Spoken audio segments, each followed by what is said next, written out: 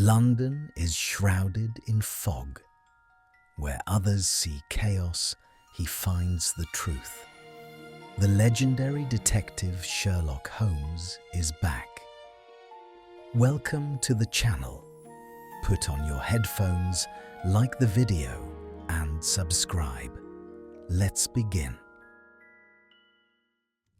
It was in the latter days of November, when London lay under a pall of fog so dense that even the familiar outline of the opposite houses across Baker Street dissolved into a formless gloom, that my friend Sherlock Holmes first became engaged in what I have since come to regard as one of the most delicate and perplexing affairs of his singular career.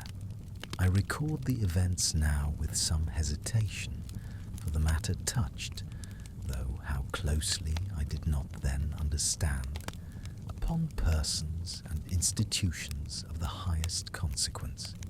Yet time has blunted the sharper edges of danger, and enough may be told to convey both the intellectual drama of the case and the extraordinary faculties by which Holmes brought it, if not to a public resolution, then at least to a private and deeply significant end.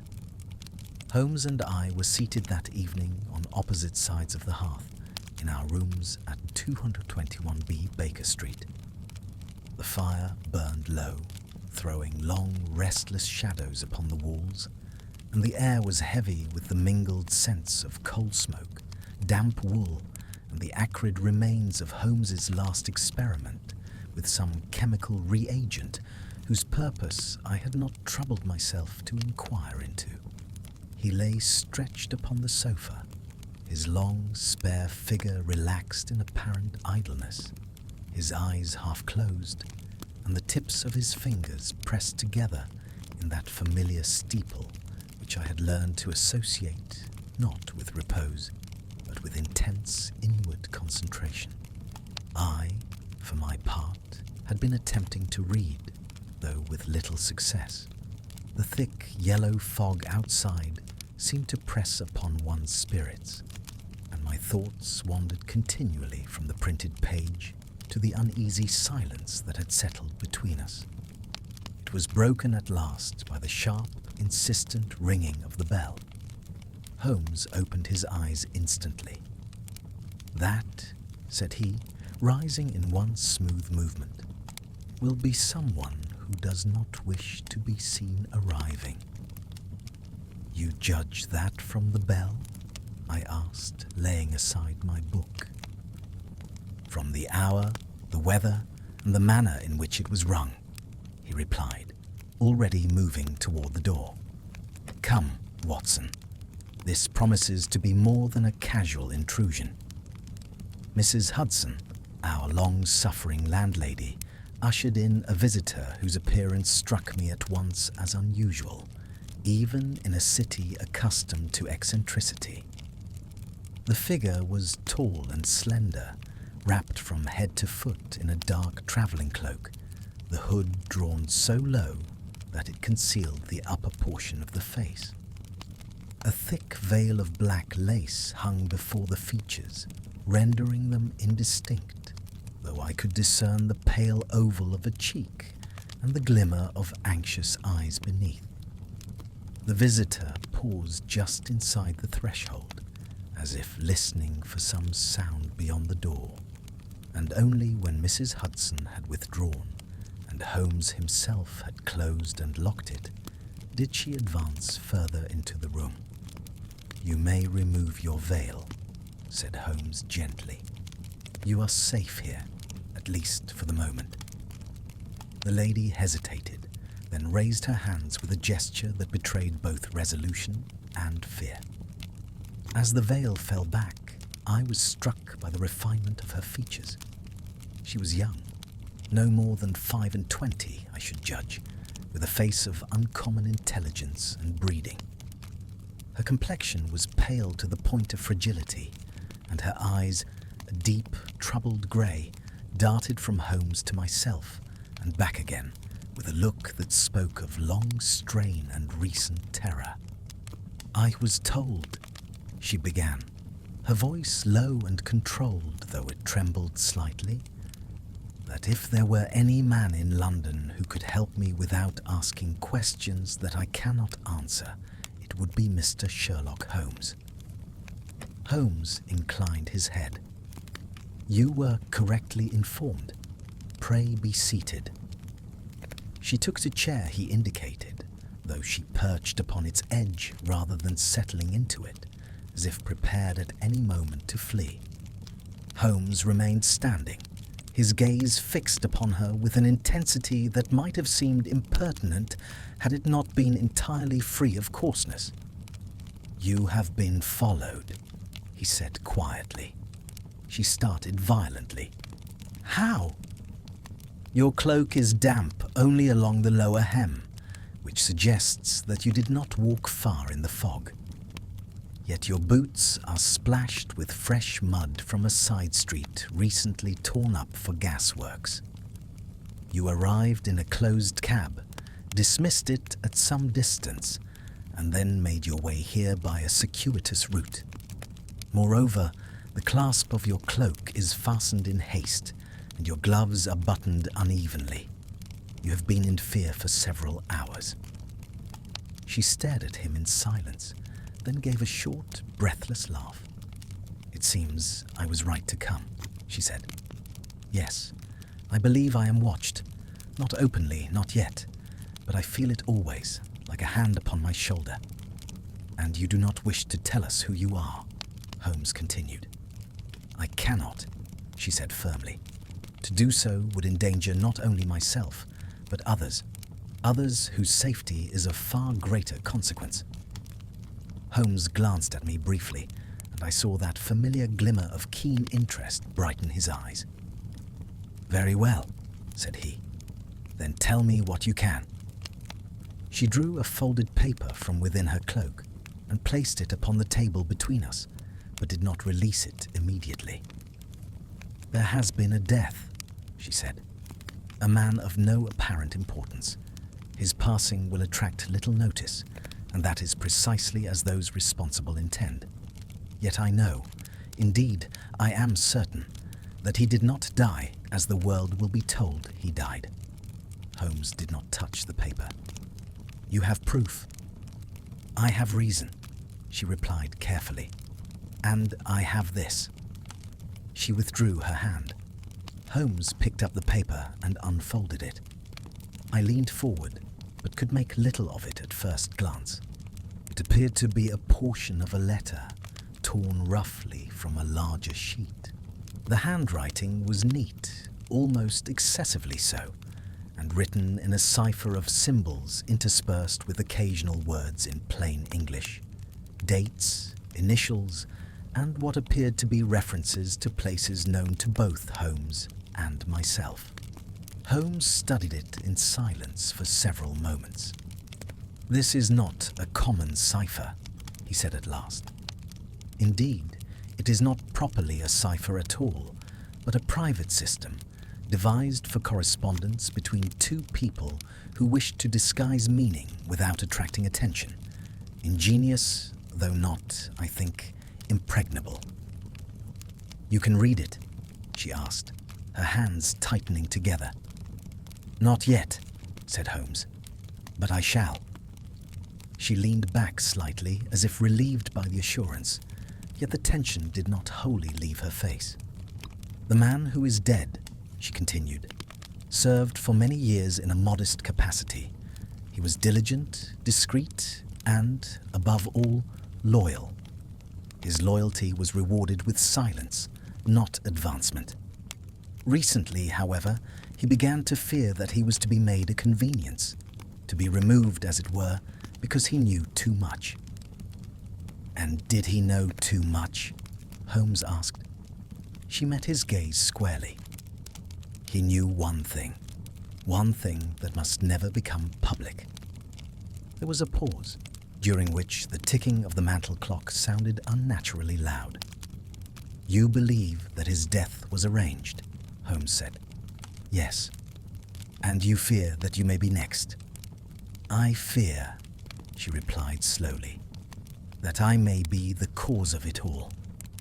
Holmes's expression remained impassive, but I knew him well enough to recognize the moment when a case ceased to be merely interesting and became, in his mind, inevitable. "You will leave this matter with me," he said. "For the present, you must return home, and you must do so as you came, carefully and without drawing attention. I will not ask where that home is." She rose, hesitation flickering across her features. "There are forces at work," she said, "that you cannot yet see, Mr. Holmes. Promise me only this, that if you discover the truth, you will consider whether it should be spoken aloud." Holmes regarded her thoughtfully. "I promise to consider it," he said. She drew her veil once more across her face and departed as quietly as she had come. For several minutes after the door had closed behind her, Holmes remained standing, staring into the fire. "At last," he murmured, "a case where the crime may be less dangerous than the solution." "What do you make of it?" I asked. "Very little, and far too much," he replied. "But come, Watson, tomorrow we begin with the dead man. Officially insignificant deaths often conceal the most significant truths." As he spoke, the fog outside thickened, pressing against the windows like some living thing, and I could not rid myself of the uneasy conviction that we had that evening taken our first steps into a mystery whose shadows stretched far beyond the narrow streets of Marylebone. Holmes was astir earlier than usual the following morning, and when I descended from my room to the sitting area, I found him already dressed for the day, his lean frame enveloped in his dark frock coat, his keen features sharpened further by the cold grey light that filtered through the windows. A thin column of steam rose from the kettle upon the spirit lamp, though he seemed to have forgotten it entirely, so absorbed was he in the perusal of several documents spread out upon the table. "You are up betimes," I remarked, glancing at the clock. "So is London," Holmes replied without looking up. "And London, Watson, when properly awakened, has a habit of revealing secrets that it hides by night." I poured myself some tea and took a seat opposite him. Among the papers before him, I recognized the fragment of ciphered correspondence our visitor had left behind, as well as several pages torn from the daily newspapers. "You have learned something already," I said. "I have learned," he corrected, "that the man whose death concerns our mysterious lady was named, or rather, was called, Edgar Whitcomb, age 53, clerk in the employ of the Office of Works, seconded for long periods to various departments connected with royal residences. A bachelor of quiet habits, living alone in modest lodgings near Bloomsbury. He died 3 days ago, according to the coroner's report, of heart failure." "That seems straightforward enough." "On the surface," Holmes agreed, "which is precisely why it deserves closer scrutiny." He handed me a newspaper. The notice was brief, no more than a paragraph tucked away among advertisements and reports of municipal meetings. "Read it carefully," he said. I did so. There was little to remark upon. Mr. Edgar Whitcomb, long-serving civil servant, found dead in his rooms by his landlady. No signs of violence. A history of nervous complaints. Verdict of death by natural causes. "It is all very ordinary," I said, returning the paper. "Entirely," Holmes replied, "except for 2 things. First, Whitcomb's supposed history of nervous complaints appears nowhere in his earlier medical records. Second, his rooms were not, as the report suggests, in the condition one would expect of a man who had died suddenly and alone." You have been there already?" I asked in some surprise. "I sent for the relevant information," said Holmes, "and then I went myself. You, Watson, were still asleep." He smiled faintly at my expression and continued. "The landlady is an honest woman, but incurious. She noticed nothing beyond what she was told to notice. Fortunately, the police surgeon who conducted the examination was an old acquaintance of mine and inclined to indulge a question or two. There were no obvious marks of violence, it is true, but there were also no signs of the distress one commonly associates with heart failure. No overturned furniture, no indications of sudden collapse. "What then?" I asked. "What, indeed," Holmes murmured. "The room was tidy to the point of austerity. Too tidy.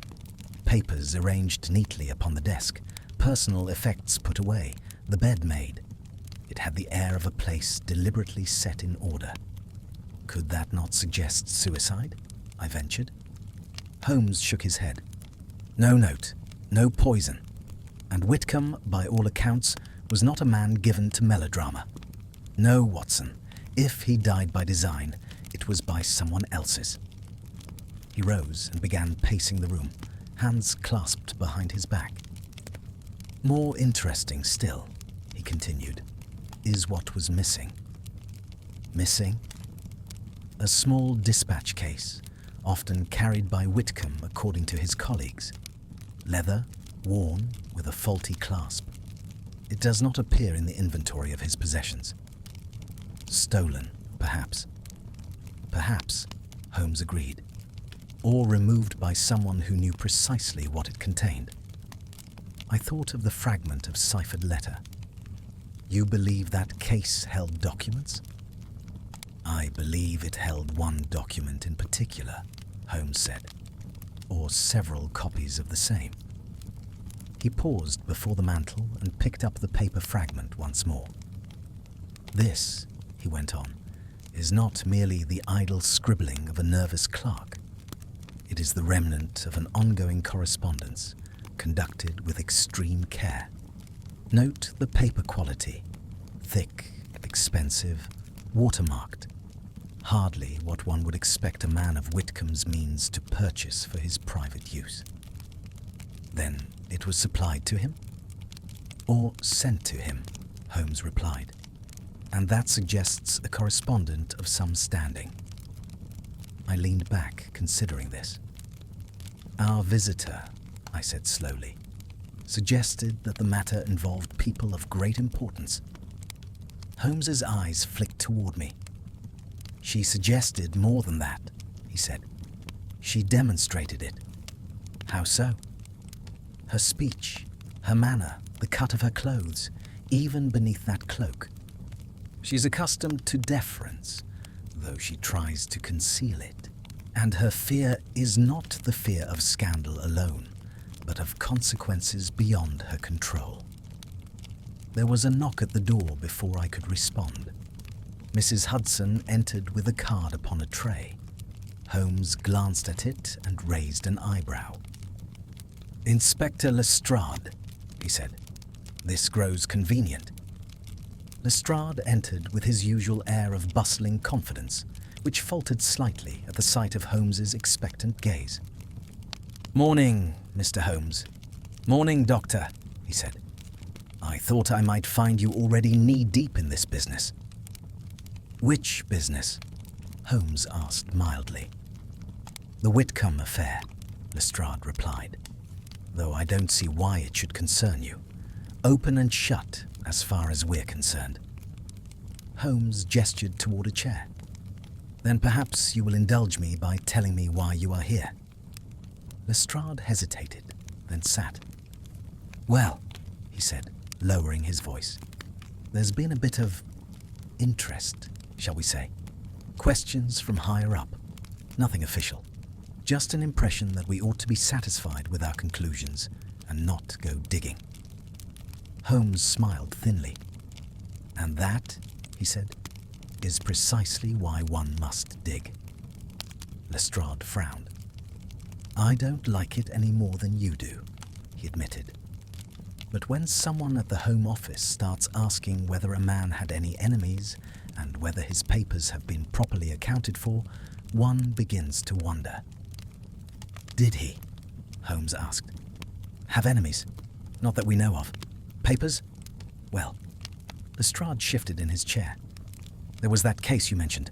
Missing." Holmes's gaze sharpened. "So, you do know?" "We do now," Lestrade said. "And that's not all. Whitcomb was seen 2 nights before his death, leaving his office later than usual. He wasn't alone." "With whom?" I asked. Lestrade shook his head. "No clear description. A woman, perhaps. Veiled." Holmes and I exchanged a glance. "Did anyone follow them?" Holmes asked. "Not that we're aware of." "But someone followed her," Holmes murmured. "Afterward." Lestrade rose. "I came to warn you, Holmes," he said. "Whatever this is, it's being watched. I'd advise you to tread carefully." Holmes inclined his head. "I always do." After Lestrade's departure, silence settled once more upon the room. "You see, Watson," Holmes said at last, "how neatly the pieces begin to arrange themselves. A quiet man, a missing document, a frightened woman of rank, and an official desire for silence." "And the cipher?" I asked. Holmes tapped the paper thoughtfully. "The cipher," he said, "will tell us not who killed Edgar Whitcomb, but why he could not be allowed to live." He turned toward the window, peering out into the fog-shrouded street below. "The question," he continued softly, "is whether the truth, once uncovered, will be more dangerous than ignorance." As he spoke, a movement below caught my eye. A solitary figure lingering near the entrance to our building, collar turned up, hat brim pulled low. When I looked again, the man was gone, swallowed by the fog. I said nothing, but an uneasy chill crept over me. It was clear that, even at this early stage, we were no longer the only ones interested in Edgar Whitcomb's quiet death. Holmes announced, after a brief luncheon, that it was time we should visit Bloomsbury ourselves. For, as he observed with that quiet decisiveness which admitted no argument, one never truly understands a man until one has stood in the space he called his own. The fog of the previous days had thinned somewhat, though the sky remained a dull, oppressive grey, and the streets glistened with the residue of recent rain. London wore, that afternoon, an aspect of weary resignation, as if the city itself laboured under a burden it dared not name. We set out on foot, Holmes preferring this mode of travel whenever his thoughts were actively engaged. He walked rapidly, his long strides carrying him ahead, his head bent slightly forward, eyes darting from pavement to shop front to passing face, missing nothing while appearing to observe little. I followed at his shoulder, accustomed by now to these perambulations which so often preceded some decisive development in our cases. "You have not yet told me," I said at length, "what you make of Inspector Lestrade's visit." Holmes smiled faintly. "Lestrade is an honest man, constrained by an inconvenient hierarchy," he replied. "When such a man is uneasy, it is rarely without reason. His warning confirms what our visitor implied, that this matter has attracted attention from quarters unaccustomed to scrutiny." "And the woman seen with Whitcomb?" "A fact of interest," Holmes said, "but not yet of clarity.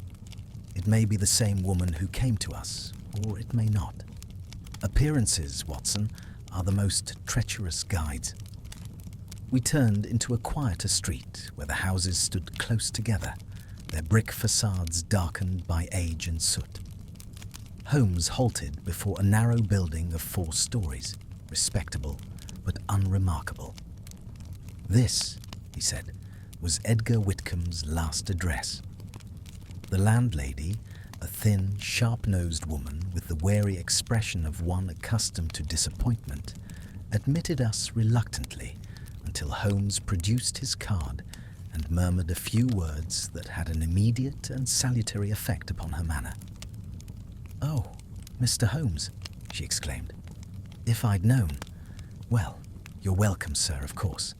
It's a terrible business, that poor gentleman, such a quiet lodger." "So I understand," Holmes replied. "May we see his rooms?" She hesitated, glancing nervously toward the staircase. "They haven't been let again," she said. "Not yet. I couldn't bring myself to—" "Quite so," Holmes said gently. "You did right." She led us upstairs to the 2nd floor and unlocked a door at the end of a narrow corridor. The room beyond was small but well kept. A bed, a writing desk, a bookcase, and a single armchair by the window.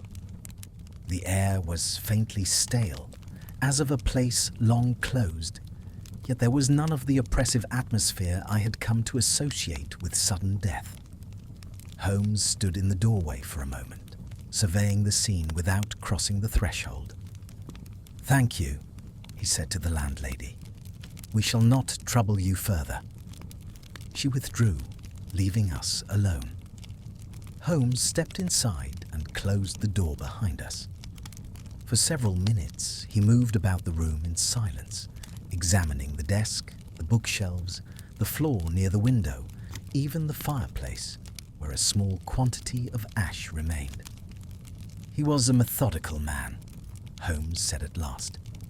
Note the arrangement of his books, alphabetical yet by subject rather than author. Government manuals here, histories there, and a curious fondness for French memoirs. I examined the shelf more closely. "These volumes seem well thumbed," I observed. "Indeed," Holmes replied, "and that is noteworthy, for Whitcomb's official duties would scarcely require such reading.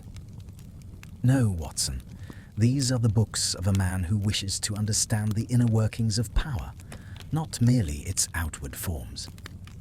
He moved to the desk and ran a finger along its edge. "No dust," he remarked, "yet the drawers are empty." "Cleared out?" I suggested. "Cleared," Holmes agreed, "but not by the police. See here." He opened a drawer and pointed to the interior. The wood bears faint impressions where papers once lay, pressed and unmoved for some time. They were removed carefully, not rifled. I bent closer. "And the dispatch case." "Gone," Holmes said, "but its absence is more eloquent than its presence would have been."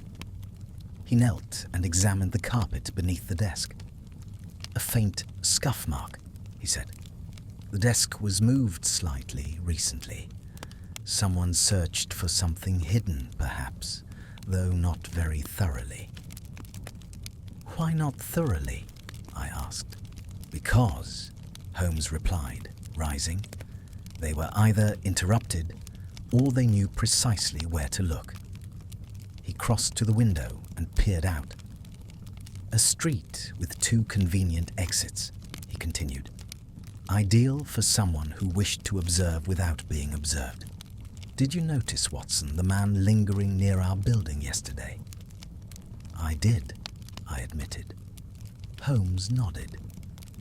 "Then we may safely assume that Whitcomb was watched, as was our visitor, and perhaps as we are now." The thought was not a comfortable one.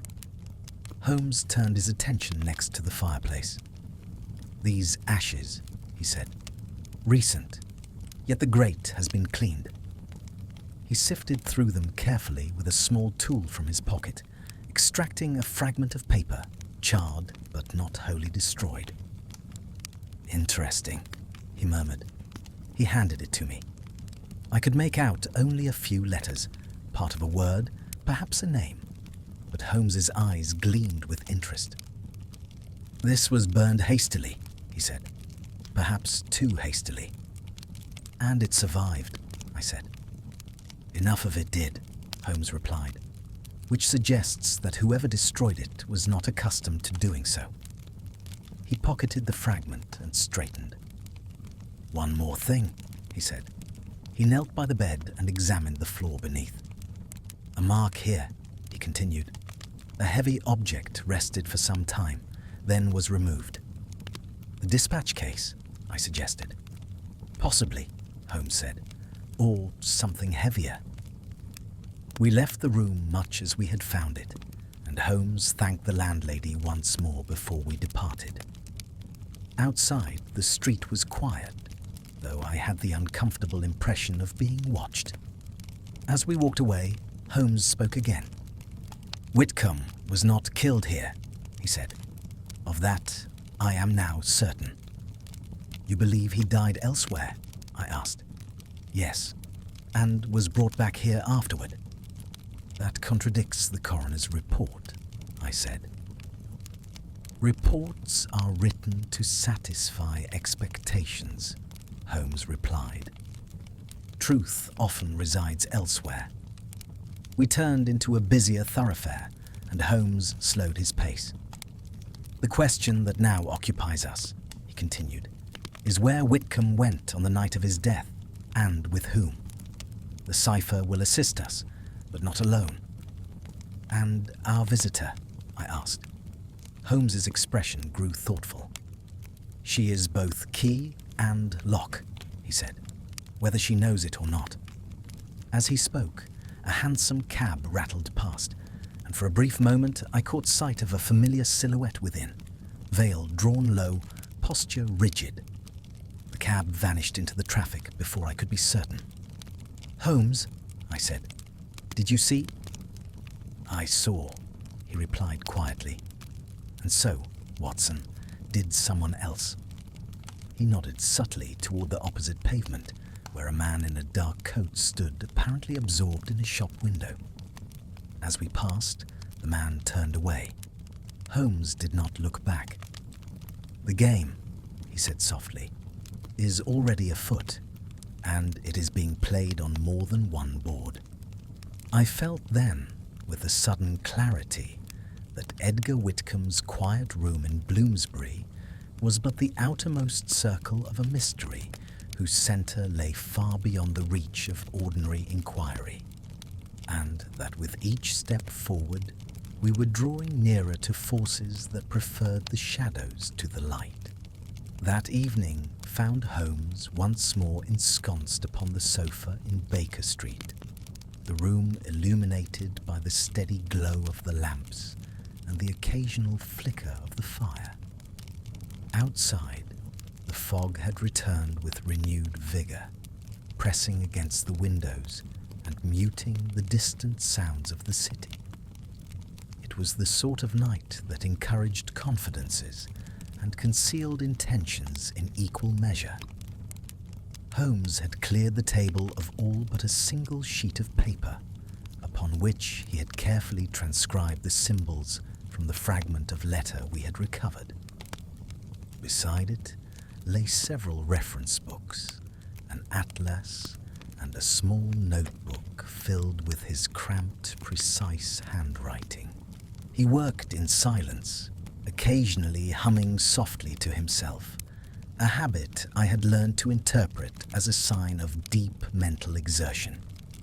I sat nearby, ostensibly occupied with my pipe, though in truth my attention never strayed far from my friend's labours.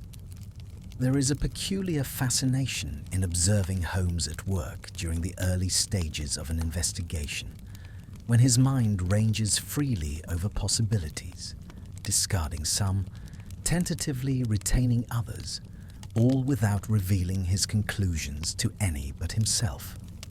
At this point, Watson, he said suddenly, without looking up, it is useful to consider not what this cipher says, but why it exists at all. To conceal information, I replied. Certainly, Holmes said, but concealment is a relative concept. This is not the sort of cipher one employs to defeat professional cryptanalysts. It is, rather, a screen, sufficient to deter casual readers while remaining readily intelligible to those for whom it was designed. A private language, I suggested. Precisely, Holmes replied, and such languages are often shaped as much by habit and emotion as by logic. He tapped the paper with his pencil. Observe these repeated symbols, he continued. They correspond to common words. The, and, perhaps that. Yet the writer has chosen to leave certain names and dates in plain English. Why draw attention to them? I asked. Because, Holmes said, they are meaningless without context. A date is nothing unless one knows what occurred upon it. An initial is nothing unless one knows the person it represents. He paused, then added, or unless one wishes it to be noticed. I leaned forward. You believe the writer wanted someone else to see this? I believe, Holmes replied, that Whitcomb feared the loss of these documents and devised a means by which fragments might survive, even if the whole were destroyed. He began to read aloud, translating portions of the cipher as he went. Not fully, but enough to convey a sense of its nature. Here, he said, is a reference to the winter of '78. There, to the second house. And here, most intriguing, the promise. The promise, I echoed. Yes, Holmes said. A promise made, it seems, to keep something secret, or perhaps to reveal it under certain conditions. And Whitcomb was party to this promise? An unwilling party, perhaps, Holmes replied. Or one who became willing over time. He sat back, steepling his fingers.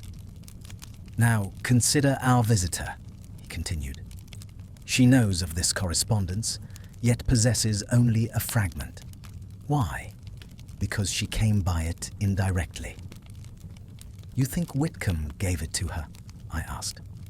Possibly, Holmes said, or left it where she could find it. There was a knock at the door before he could elaborate. Holmes glanced toward it, his expression sharpening. That, he said quietly, will not be Mrs. Hudson. I rose and opened the door to find a young man standing nervously upon the threshold. He was respectably dressed, though his coat bore the unmistakable creases of recent rain, and his eyes darted past me into the room beyond.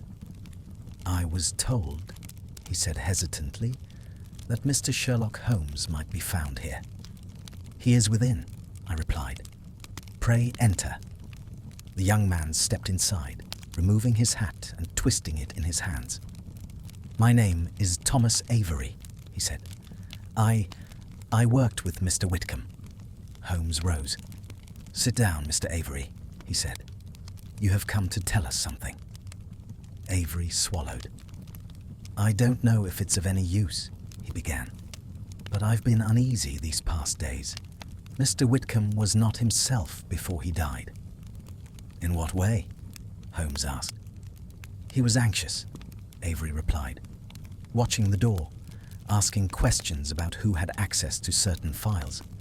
He spoke of retiring early, though he'd never mentioned such a thing before. Did he say why? Holmes asked. No, Avery said. Only that he was tired of being careful. Holmes's eyes flicked briefly toward me, then returned to Avery. Did he meet anyone outside the office? Holmes continued. Yes, Avery said after a moment's hesitation. A woman. I saw them together once, near the river. Can you describe her? Holmes asked. She was well dressed, Avery replied. Not like someone from the office. She wore a veil. Holmes nodded. "Did Whitcomb carry a dispatch case?" he asked. "Yes," Avery said. "Always. He joked once that it was his insurance." "Did he explain?" Holmes asked. Avery shook his head. "No, but he did say, only once, that if anything happened to him, the truth would come out anyway." Holmes leaned forward. "Did he name that truth?" he asked. Avery hesitated. "He said," he replied slowly, "they can't erase what's already written." There was silence in the room for several seconds after Avery finished speaking. "Thank you," Holmes said at last. "You have been most helpful." Avery looked relieved, though still uneasy. "Am I in danger?" he asked. Holmes regarded him thoughtfully. "Not if you continue to live quietly and speak to no one of this conversation," he replied. "Good night." After Avery's departure, Holmes returned to the table and gathered up his papers. "You see, Watson," he said, "how the pattern emerges. Whitcomb feared erasure, of records, of memory, perhaps of himself. He took steps to prevent it. And those steps cost him his life," I said. "Perhaps," Holmes replied. "Or perhaps they merely hastened an outcome already decided." He moved to the window and peered out once more into the fog. "There is another matter," he said. "One that troubles me." "What is that?" I asked. "Our visitor," Holmes replied. "She fears exposure, yet seeks the truth. That is a contradiction." "Unless," I suggested, "the truth is something she believes can be controlled." Holmes smiled faintly. "Exactly," he said. "And that, Watson, is what makes this affair truly dangerous."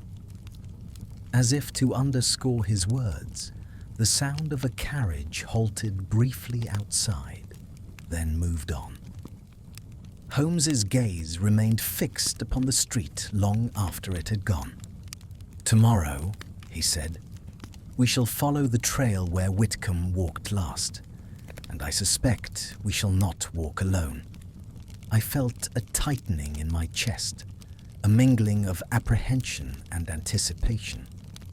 The cipher, the quiet clerk, the veiled woman, and the unseen watchers were drawing inexorably together. And though I could not yet discern the shape of the truth they concealed, I sensed that its revelation would challenge not only our intellects, but our consciences as well. The following morning dawned with a brittle clarity that followed upon heavy fog, as though London, having concealed itself for days, now revealed its face with a wary reluctance. The Thames lay steel grey beneath a pale sky, its surface broken by the slow passage of barges and the restless cries of gulls. Holmes had determined that our next inquiries must lead us there, for it was near the river, according to Avery's testimony, that Whitcomb had last been seen in the company of the veiled woman. "It is along the margins of great cities," Holmes remarked as we made our way toward the embankment, "that truths most readily drift ashore. Rivers, Watson, have always been confidants, silent witnesses to meetings that cannot safely occur elsewhere." We walked eastward, Holmes maintaining that purposeful stride which allowed neither interruption nor idle conversation. I noted that he took care to vary our route, doubling back once or twice under the pretext of avoiding congestion.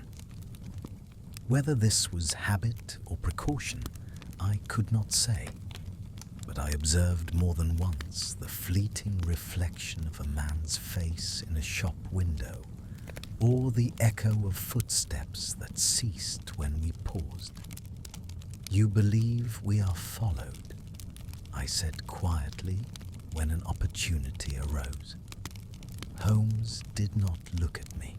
"I believe," he replied, "that it would be unwise to assume otherwise." The stretch of river near which Whitcomb had been seen was not among the more picturesque portions of the Thames.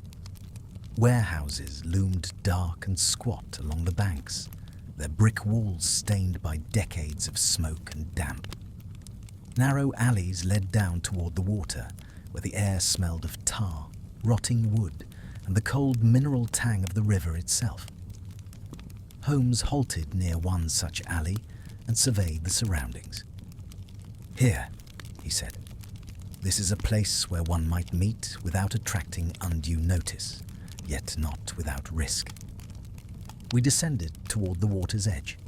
A public house stood nearby, its sign creaking softly in the breeze. From within came the low murmur of voices and the clink of glasses. Holmes entered without hesitation, and I followed. The interior was dimly lit, the windows clouded with grime. A handful of patrons occupied the tables, dock workers by the look of them, who glanced up briefly at our entrance and then returned to their ale. Holmes approached the bar. "A word, if you please," he said to the publican, sliding a coin across the counter. "We are seeking information about a gentleman who frequented this establishment recently."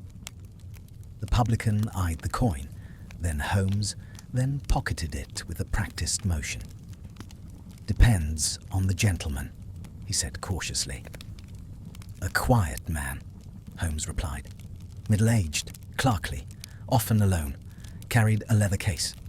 The publican frowned. "Can't say I recall," he said. Holmes leaned slightly closer. "He would have met a lady here," he added. "Veiled, well-dressed." The man's expression changed, almost imperceptibly. "Aye," he said slowly. "That pair. They didn't sit inside much, preferred the back room, or outside when the weather allowed." "When was this?" Holmes asked. "2 nights before the gent died," the publican replied. "They didn't stay long." "Did you hear anything of their conversation?" Holmes asked. The publican shook his head. "Kept their voices low," he said. "But I remember this. The man seemed troubled. The lady was calm. Too calm, if you ask me." Holmes nodded. "And did anyone else take an interest in them?" he asked. The publican hesitated, then shrugged. "There was another fellow," he said. "Didn't sit with them, just watched. Left when they did."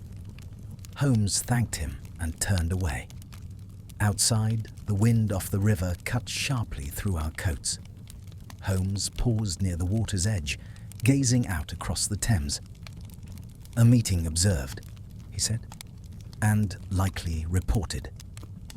"You think the watcher was responsible for Whitcomb's death?" I asked. "Perhaps," Holmes replied. "Or perhaps he merely ensured that the machinery already in motion did not falter." We walked along the river for some distance, Holmes occasionally stopping to examine the ground or glance toward the buildings opposite. "Whitcomb did not come here to confess," Holmes continued. "He came to negotiate." "Negotiate what?" I asked. "Time," Holmes said. "Safety, silence. He believed he possessed leverage." "And did he?" I pressed. Holmes's expression was thoughtful. "That remains to be seen," he replied. "Leverage is only effective so long as others believe it exists." As we turned back toward the street, a sudden commotion drew our attention. A small crowd had gathered near one of the alleys, voices raised in alarm. Holmes quickened his pace, and I followed. A man lay upon the ground near the water's edge, attended by 2 others who were attempting, with little success, to rouse him. He was unconscious, his face pale, his breathing shallow. "What happened?" Holmes asked. "Collapsed," one of the men replied. "Came out of the alley and went down like a stone." Holmes knelt beside the fallen man, examining him swiftly. "He lives," he said, "but he has been struck." I saw then a faint mark upon the man's temple. Who is he? I asked. I believe, Holmes replied quietly, that he is the Watcher. We assisted in conveying the man to the public house, where he was laid upon a bench. Holmes searched his pockets with practiced discretion. "Nothing of interest," he murmured. "No papers, no identification, a professional precaution." "Who would attack him?" I asked. Holmes glanced toward the alley. "Someone who feared his report," he said, "or feared what he might reveal." The man stirred, groaning softly, but did not regain consciousness. Holmes straightened. "This confirms," he said, "that we tread upon contested ground." As we left the scene, the crowd dispersing behind us, I felt a deepening sense of unease. The river, which had seemed merely a backdrop to secret meetings, now revealed itself as an active participant in the drama, a place where observation, betrayal, and violence intersected. We walked in silence for some time. "Holmes," I said at last, "do you believe Whitcomb was murdered to protect a secret or to prevent its misuse?" Holmes did not answer immediately. "That," he said finally, "is the central question, and its answer will determine not only who is guilty, but whether justice itself may safely be served." As we turned back toward Baker Street, I could not help but glance over my shoulder at the river, flowing implacably onward, carrying with it the reflections of warehouses, bridges, and the hidden lives that intersected along its banks. Somewhere within that vast, ceaseless movement lay the truth of Edgar Whitcomb's fate, and of the royal secret that had drawn us, step by careful step, into its shadow. The days that followed our visit to the embankment and the strange encounter with the unconscious man were filled with an unease I could not shake. The pieces of the puzzle, which Holmes had been methodically assembling, seemed to multiply rather than diminish. And though we had made notable strides, the deeper we delved, the more fragmented the picture became. It was clear that Edgar Whitcomb's death, which had appeared so ordinary on the surface, was anything but. The ciphers, the cryptic meetings, and the shadowy figures following us, each element suggested a deeper conspiracy, one entwined with power and secrecy. By the time we returned to Baker Street late that evening, the fog had once again descended, thick and damp, smothering the city in its relentless embrace. Holmes, however, was undeterred. He sat at his desk, the lamp casting an irregular light upon the papers spread before him. I had grown accustomed to his intense concentration during these cases, but there was something different this time, an almost palpable tension in the air, as if we were standing on the brink of a revelation that could change everything. "Watson," Holmes said without looking up, "it is time we took another step, one that will, I fear, expose more than we may be prepared for." I sat opposite him, watching his every movement. "Another step?" I asked. He finally turned to me, his eyes narrowing slightly. "We have, to this point, followed the path left by Whitcomb and our mysterious visitor. But there is one piece we have overlooked, the source of the threat Whitcomb faced, and its connection to those who surround him. And that would be... Whose interests are most threatened by Whitcomb's knowledge?" Holmes asked. "What is it that he, in his final days, sought to protect?" I considered this for a moment before the realization hit me. "The royal connection," I said slowly. "The cipher, the secrecy. You believe that Whitcomb stumbled upon something connected to the crown?" Holmes's eyes gleamed with recognition of a thought brought to fruition. "Precisely," Watson. I do not believe that Whitcomb's death was merely the result of his knowledge. It was the result of what he knew. A secret so valuable, so dangerous, that its revelation could undo the carefully maintained order of things. This is not merely about political power. It is about survival. And our visitor? A player, Holmes said sharply. A pawn, perhaps, but one whose role is more complex than we initially assumed. She is not simply a person of interest. She's a participant in this conspiracy, one who knows just enough to be dangerous, but not enough to understand the true stakes. Before I could respond, there was a knock at the door. "Come in," Holmes called, his attention already back on the desk. The door opened to reveal Mrs. Hudson, her face pale, her expression one of evident concern. "Mr. Holmes, there's a man downstairs," she said, her voice trembling slightly. "He says he must speak with you immediately." Holmes raised an eyebrow. "Who is he?" "I don't know, sir, but he insisted. Said he's a friend of Mr. Whitcomb's." "Very well," Holmes said. "Show him in." A few moments later, a man appeared in the doorway, a tall, thin figure dressed in a dark suit. His face was sharp, his features finely chiseled but strained, as though worn by some invisible burden. He had the air of someone who was both confident and fearful, as if he carried a weight that was far too heavy for him to bear alone. "I am Geoffrey St. Clair," the man said, in a smooth, measured tone, his voice betraying a slight tremor. I knew Edgar Whitcomb." Holmes regarded him closely. "Indeed. And what brings you here, Mr. St. Clair?" The man hesitated for a moment, clearly gathering his thoughts. I've come to warn you," St. Clair said, his voice lowering. "You're involved in something far beyond your understanding, something you must leave alone." Holmes's gaze never wavered. "And what might that be, Mr. St. Clair?" St. Clair stepped forward, his eyes darting nervously about the room, as if expecting someone to appear from the shadows. "The truth," he said quietly, "is far more dangerous than you think.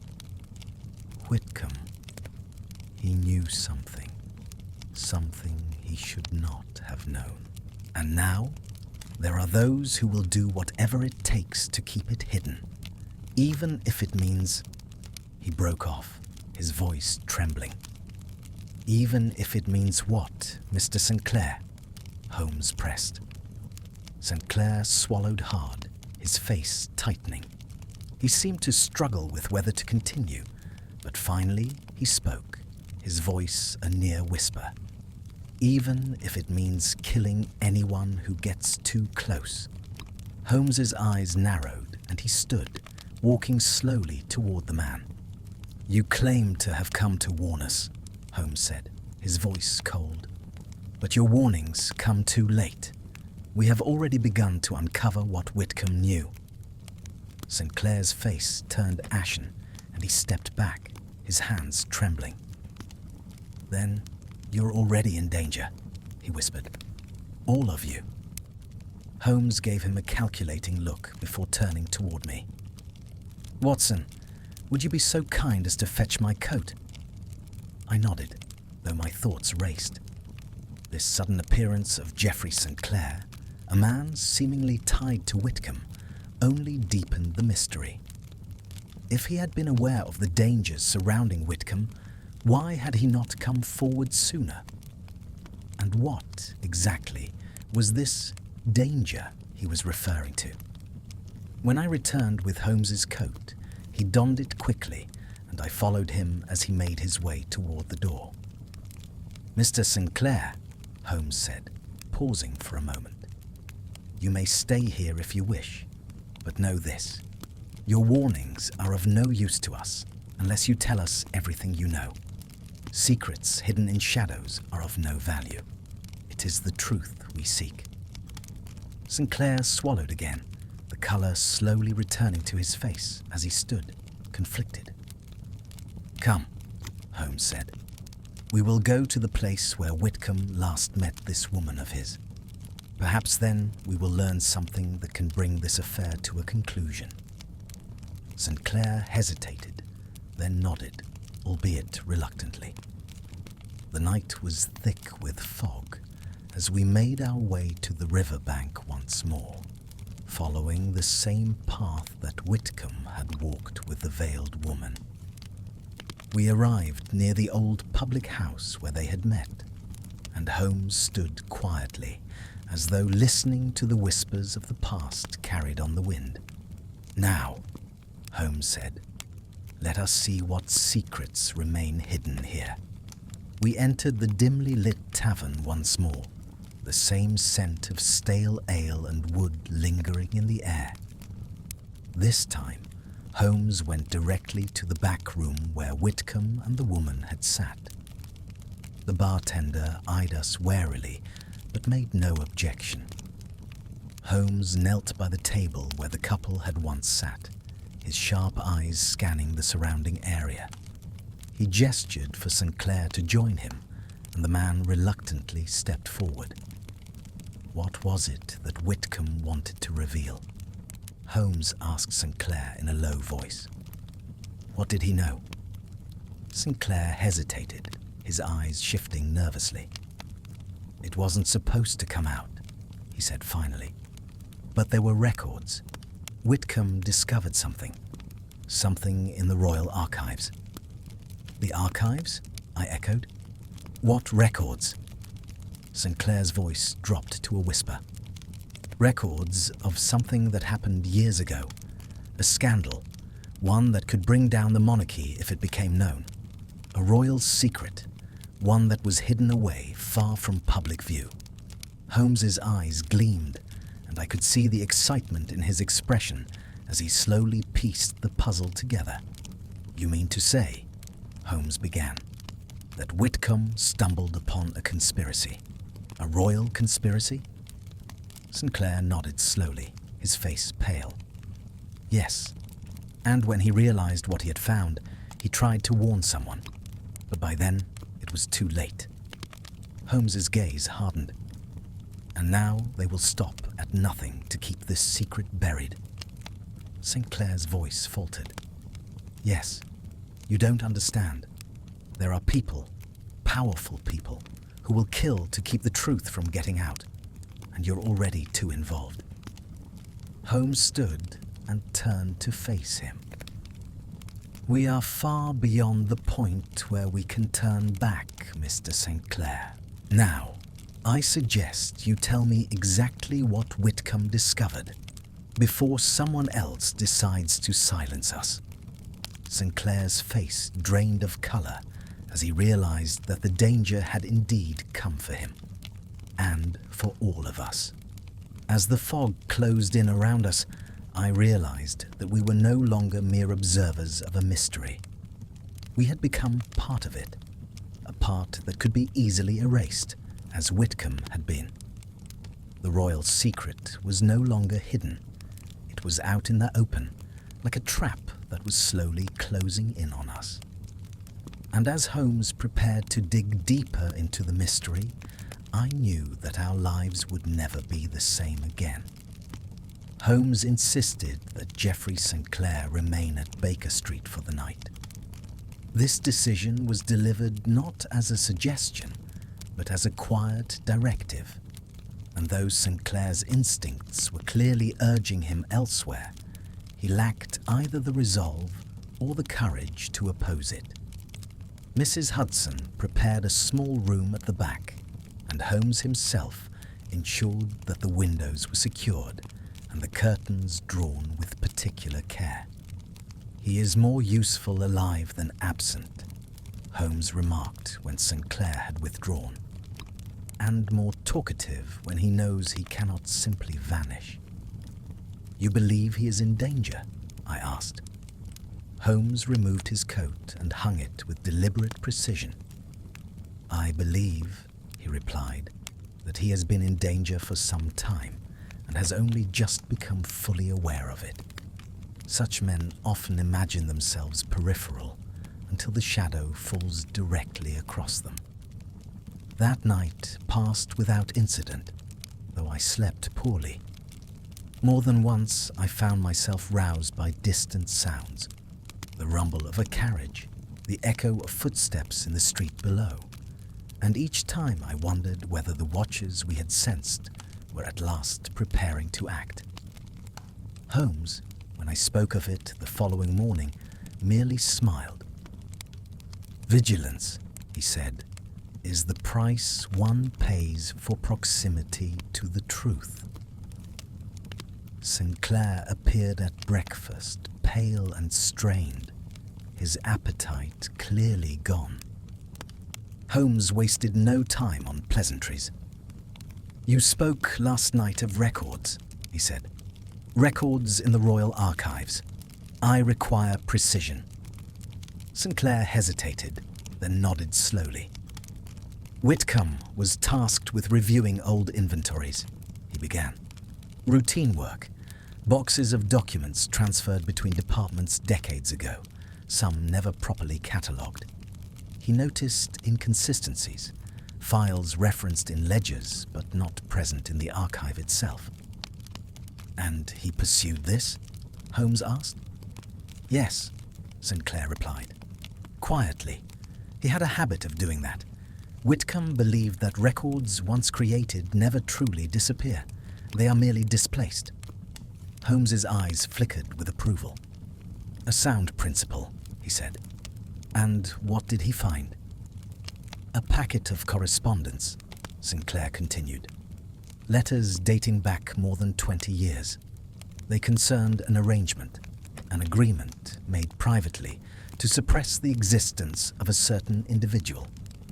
I felt a chill run through me. "Suppress?" I asked.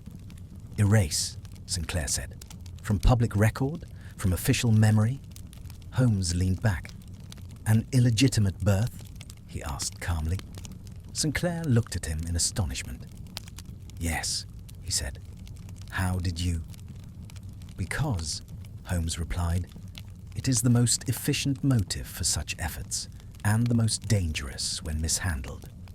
Go on." "The child was born under circumstances that would have caused a scandal of unprecedented scale," Sinclair said. "The solution, as conceived by those in power, was absolute secrecy. The mother was removed from court. The child was placed elsewhere under another name.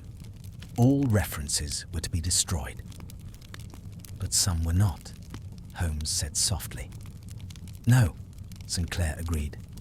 "Whitcomb found them. And worse, he found evidence that the child did not die, as later records suggested, but lived into adulthood." Silence settled heavily over the room. "And Whitcomb believed," Holmes said, "that the existence of this person posed a threat." "He believed," Claire replied, "that someone else feared it did." "Very good," Holmes said. "Fear is always the more reliable guide." I could not restrain myself. "Then the royal secret," I said, "is not merely an old indiscretion, but a living one." Holmes nodded. "And living secrets," he said, "have an inconvenient tendency to surface." Sinclair shifted uneasily. "Whitcomb did not intend to expose it," he said quickly. "At least, not at first. He wanted assurances, protection. And instead," Holmes said, "he received death." "Yes." Holmes rose and began pacing. "The ciphered correspondence," he continued, "was his insurance, a means of ensuring that if he were silenced, fragments of the truth would persist." "And the woman?" I asked. "Our veiled visitor?" Sinclair hesitated. "She is connected," he said. "Closely." Holmes stopped pacing and fixed him with a sharp look. "In what way?" "She is," Sinclair said quietly. "The child." The words hung in the air like smoke. I stared at him, scarcely believing what I had heard. You mean, I began. I mean, Sinclair said, that she is the living consequence of a royal indiscretion, raised under another name, provided for discreetly, watched. Holmes's expression was unreadable. And she knows this? He asked. In part, Sinclair replied. She knows enough to fear exposure, but not enough to understand the full machinery behind it. Which makes her dangerous, Holmes said, and vulnerable. There came a sudden, sharp rap at the door. Holmes held up a hand for silence, then moved with cat-like quiet toward the window, peering through a narrow gap in the curtains. A messenger, he murmured. Official. I opened the door to find a uniformed clerk bearing a sealed envelope. He delivered it without comment and departed at once. Holmes broke the seal and read the contents swiftly. As I suspected, he said, an invitation, or rather, a summons. To where? I asked. To Whitehall, Holmes replied. This afternoon. Saint? Claire's face drained of what little colour remained. They know, he whispered. They suspect, Holmes corrected, which is far more dangerous. He folded the letter carefully. This is an attempt to contain the problem, he said, to assess how much I know and how much I may yet discover. And will you go? I asked. Holmes smiled thinly. Of course, he said. Refusal would confirm their fears. He turned to Sinclair. You will remain here, he said firmly. And you will not leave, no matter what you think you hear. Sinclair nodded mutely. The hours that followed were tense. Holmes prepared meticulously, reviewing notes, committing details to memory, and burning several pages of his own calculations with deliberate care. What are you destroying? I asked. Misinterpretations, he replied. One must never allow one's errors to be examined by hostile eyes. When at last the time came, we set out for Whitehall. The buildings loomed severe and imposing against the afternoon sky, their stone facades exuding authority and secrecy in equal measure. We were ushered into a private office where a senior official awaited us, a man of smooth manners and carefully neutral expression. Mr. Holmes, he said, we appreciate your discretion. Holmes inclined his head. I practice it, he replied, when it is deserved. The man smiled thinly. We understand you have taken an interest in the recent death of Mr. Edgar Whitcomb, he said. I have, Holmes replied, because it is not what it appears to be. Appearances, the official said, are sometimes all that is required. Holmes's gaze hardened. Not, he said quietly, when they are manufactured. A pause followed. There are matters, the official said at last, which must remain buried for the stability of the realm. And there are truths, Holmes replied, which rot when buried alive. The man studied Holmes intently. You are a clever man, he said. I hope you are also a prudent one. Holmes smiled. I am, he said, which is why I will proceed carefully. We departed under the watchful eyes of unseen observers. As we stepped back into the street, Holmes spoke softly. They are afraid, he said, and fear, Watson, makes even the powerful careless. I looked back toward the grim buildings of Whitehall. And what of the woman? I asked. Holmes's expression softened just perceptibly. She stands at the center of this, he said, whether she wishes to or not. The question now is whether she will be protected or sacrificed to preserve a lie. As we returned to Baker Street, I felt the weight of the knowledge we had gained pressing heavily upon me. The case had moved beyond murder into the realm of moral consequence, and I sensed that the decisions yet to be made would test not only Holmes's intellect, but his conscience as well. Holmes did not sleep that night. I know this with certainty, for though I myself drifted in and out of uneasy dreams, each time I stirred, I heard the faint, methodical sounds that told me he was still awake. The soft scrape of a chair, the rustle of papers, the occasional strike of a match. When at last morning came, grey and reluctant, he was already dressed, his face pale but resolute, his eyes alight with that singular clarity which always followed a night of intense thought. "The next move," he said as I joined him, "must be made with precision. We now know what Whitcomb discovered. It remains to establish where the living consequence of that discovery has been kept, and by whom." "You believe there is a specific place?" I asked. Holmes nodded. "Not merely a place," he said. "A pattern. Secrets of this nature are rarely entrusted to chance. They are managed, contained, given just enough freedom to function, but never enough to threaten the structure that conceals them." He reached for his notebook and opened it to a page densely filled with names, dates, and locations. "Whitcomb's papers," he continued, "refer obliquely to the second house. The phrase appears more than once, always in connection with financial disbursements and changes of address. Not a royal residence, those are too visible. Something quieter." "A safe house?" I suggested. "In modern terms, perhaps," Holmes replied. "In Victorian ones, a discreet establishment maintained under another name." He rose and took his coat. "We shall visit it today." Our destination lay in a quarter of London far removed from the bustle of the West End. The streets grew narrower, the houses plainer, their brickwork softened by age and neglect. This was not a district one visited by accident, nor one that advertised its purpose.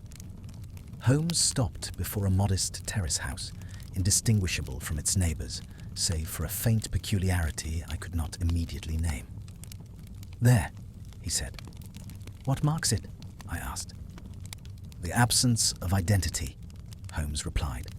"No nameplate, no tradesman's sign, curtains uniformly drawn, yet not dusty.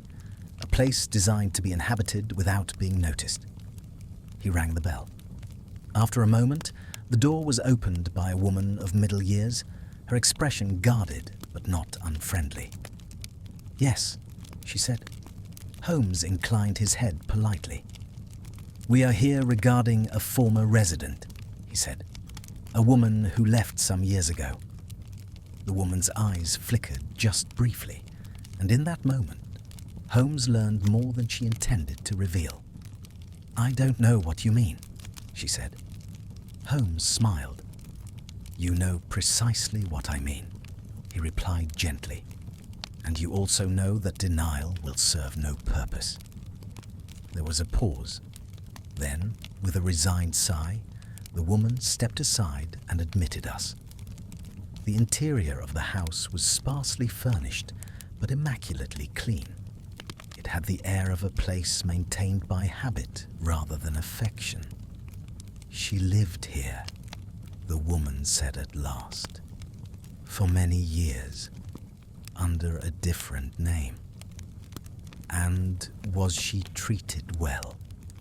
Holmes asked. The woman hesitated. "She was provided for," she said. "That was made very clear. Comfort, education, privacy, but never explanations." Holmes nodded. "Did she ever ask questions?" "All the time," the woman replied. "Especially as she grew older. She wanted to know who she was, why she had no family." "And what were you instructed to tell her?" Holmes asked. That she was fortunate, the woman said quietly, and that curiosity was dangerous. Holmes's expression hardened. "When did she leave?" he asked. 2 years ago, the woman replied. She insisted, said she would rather face the world than live forever in half-light. And was she permitted to go freely? The woman looked away. She was watched, she said. Always. Holmes thanked her, and we departed without further questions. Outside, the air felt colder. She was never meant to be independent, I said. No, Holmes agreed. She was meant to exist, but not to act. We walked in silence for some time. This house, Holmes continued, was one of several. Whitcomb's records refer to at least 3 similar arrangements, but this one mattered most because it housed the greatest risk. And Whitcomb felt responsible, I asked. Responsible, Holmes said, or complicit. Often the two are indistinguishable. As we turned a corner, Holmes suddenly slowed. "Do not look back," he murmured, "but note the man behind us." I obeyed, though my pulse quickened. "He has been with us since we left the house," Holmes continued. "Poorly trained, but persistent." "What shall we do?" I asked. "Lead him," Holmes replied, "to a place where his intentions must declare themselves." He altered our course subtly, drawing us toward a quieter street. The footsteps behind us grew closer. Then, without warning, Holmes turned sharply. The man froze, caught mid-step. He was young, with a tense, alert posture of someone accustomed to receiving orders rather than making decisions. "Who sent you?" Holmes asked calmly. The man hesitated, just long enough. Holmes stepped closer. "You are not here to harm us," he said. "You are here to observe, to report." The man's jaw tightened. "Go back," Holmes continued, "and tell whoever waits for your report this: the matter is no longer containable." The man stared at him, then turned and fled without a word. I exhaled slowly. "They are growing desperate," I said. "Yes," Holmes replied, "which means time is short." That evening, as we returned to Baker Street, we found an unexpected visitor awaiting us. She stood by the window, her veil drawn back, her expression composed but resolute. "You found it," she said before Holmes could speak. "The house." Holmes inclined his head. "Yes," he said. "And now you must decide what you wish to do with the truth." She met his gaze steadily. "I wish," she said, "to know it, all of it, even if it destroys what little safety I have left." Holmes regarded her for a long moment. "Very well," he said. "But understand this. Knowledge cannot be returned once acquired." She nodded. "Neither can a life spent in ignorance," she replied. As she spoke, I saw not fear in her eyes, but determination. The sheltered existence forced upon her had not broken her spirit. It had sharpened it. Holmes gestured for her to sit. "We are approaching the most dangerous phase of this affair," he said. "Those who constructed the lie will now move to preserve it at any cost."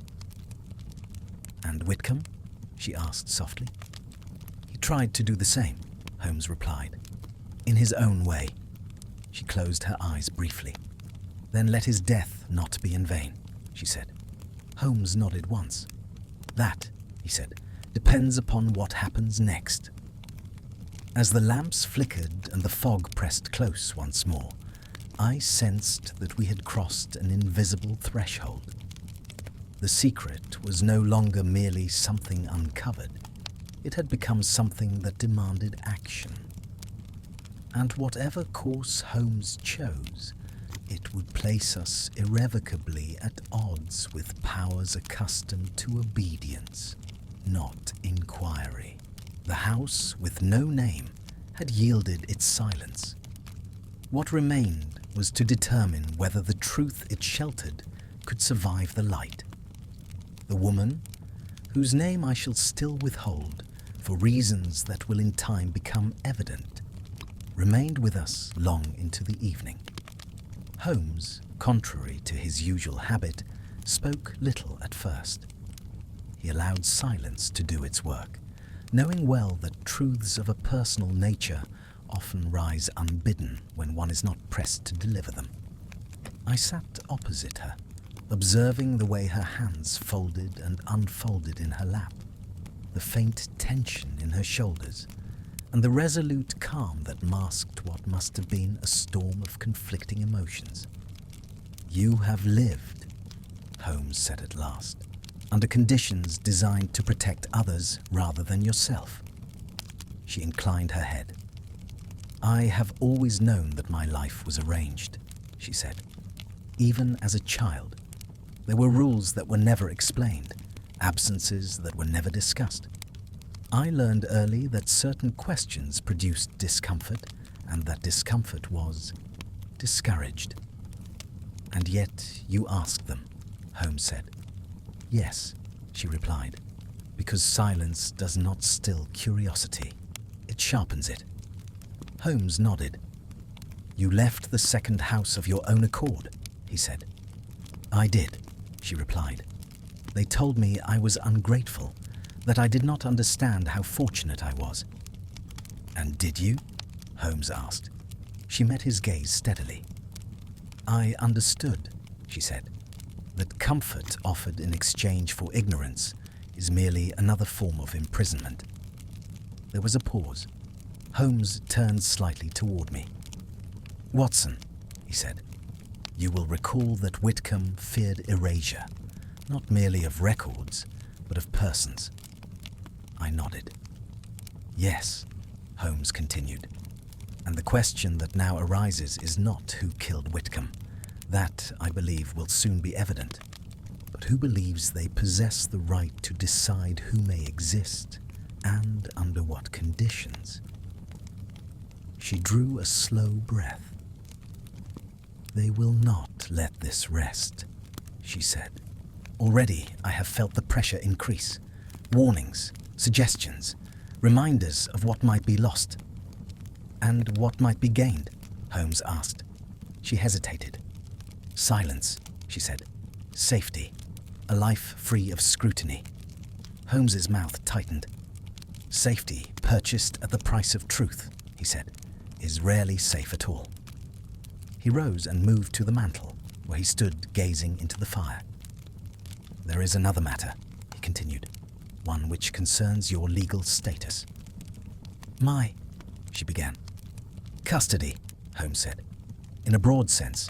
For much of your life, you have been under informal guardianship, not recognized by law, but enforced by influence."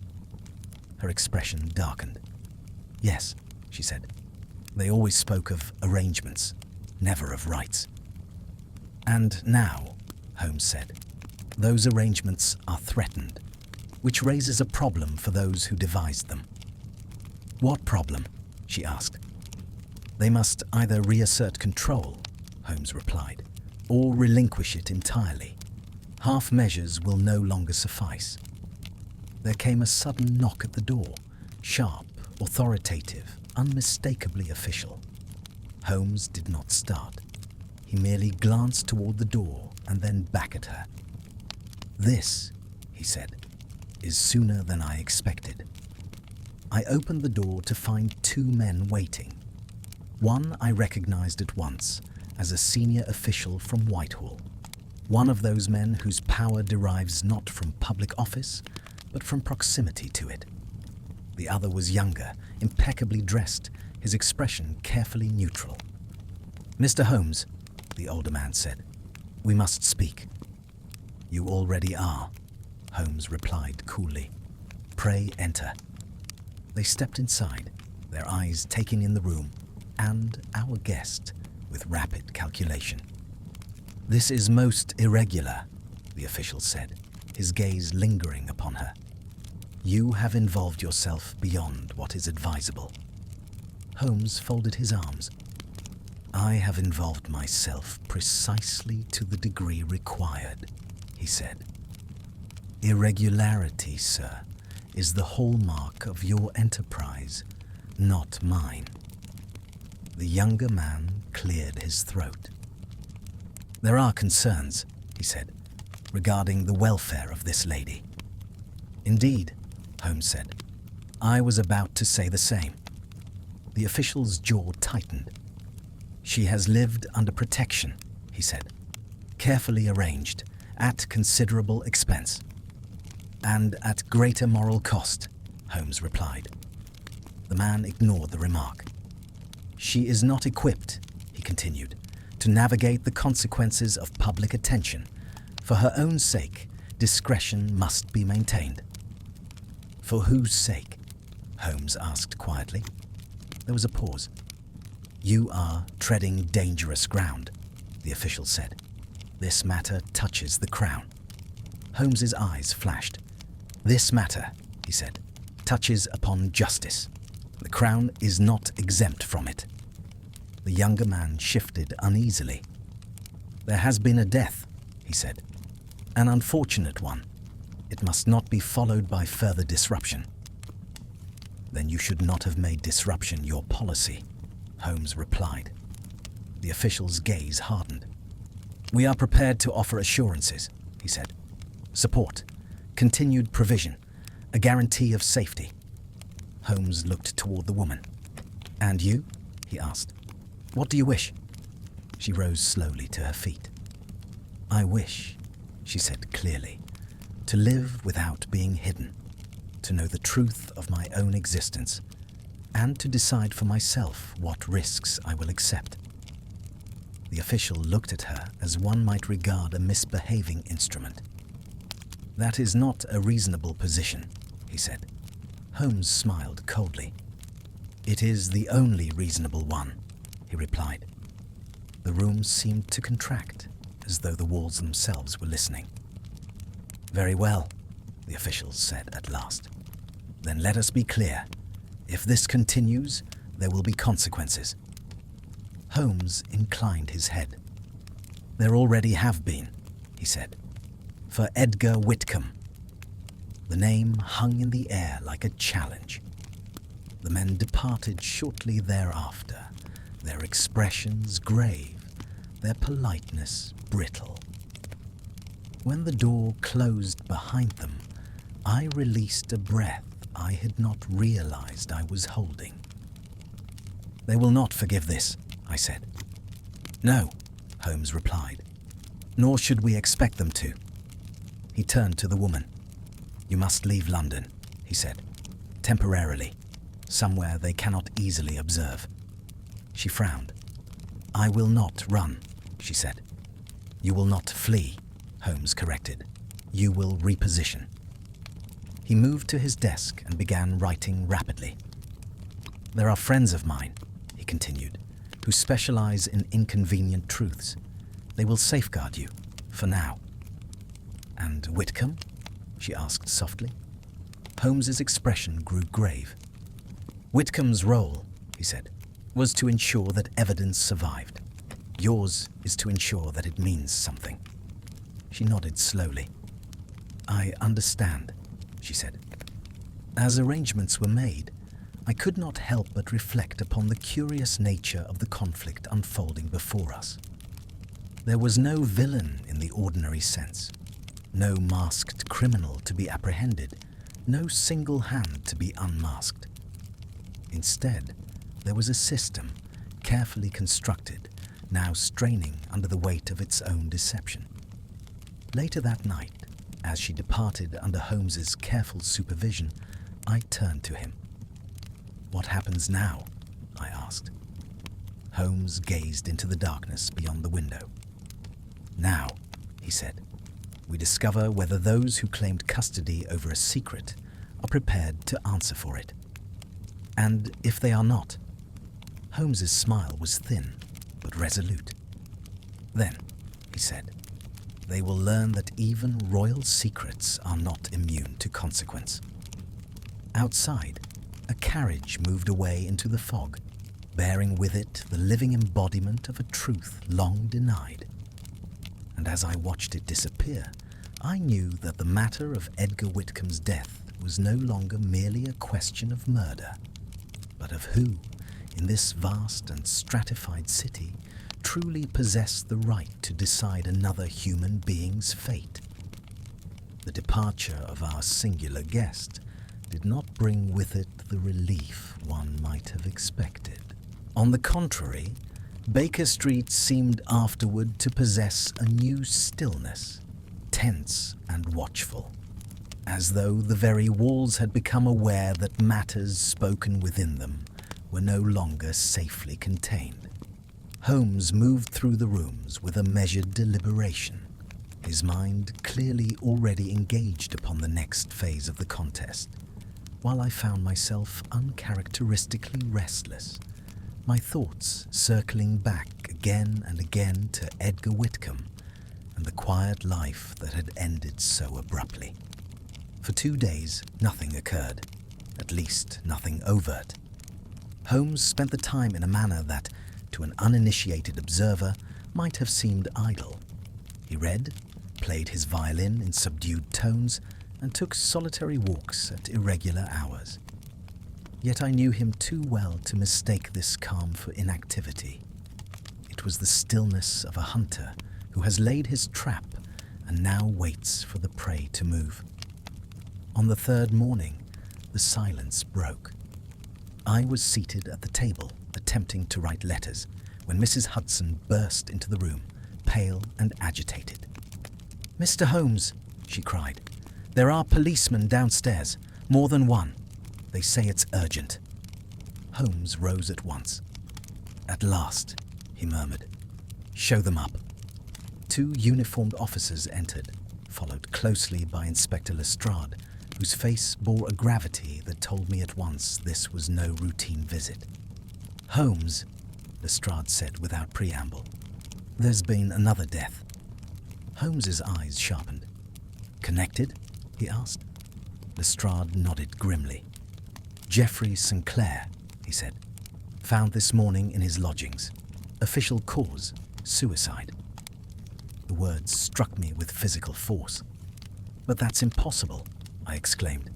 "He was frightened, yes, but resolved. He had agreed to help us." Holmes remained silent for several seconds. "Tell me everything," he said at last. Lestrade removed his hat and ran a hand through his hair. "He was discovered by his landlady," he said.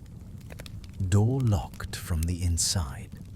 No sign of struggle. A note was found, short, apologetic. Claims despair over his involvement in Whitcomb's death." Holmes's expression darkened. "And do you believe it?" he asked. Lestrade hesitated. "I've seen suicides," he said slowly, "and I've seen men made to look like suicides.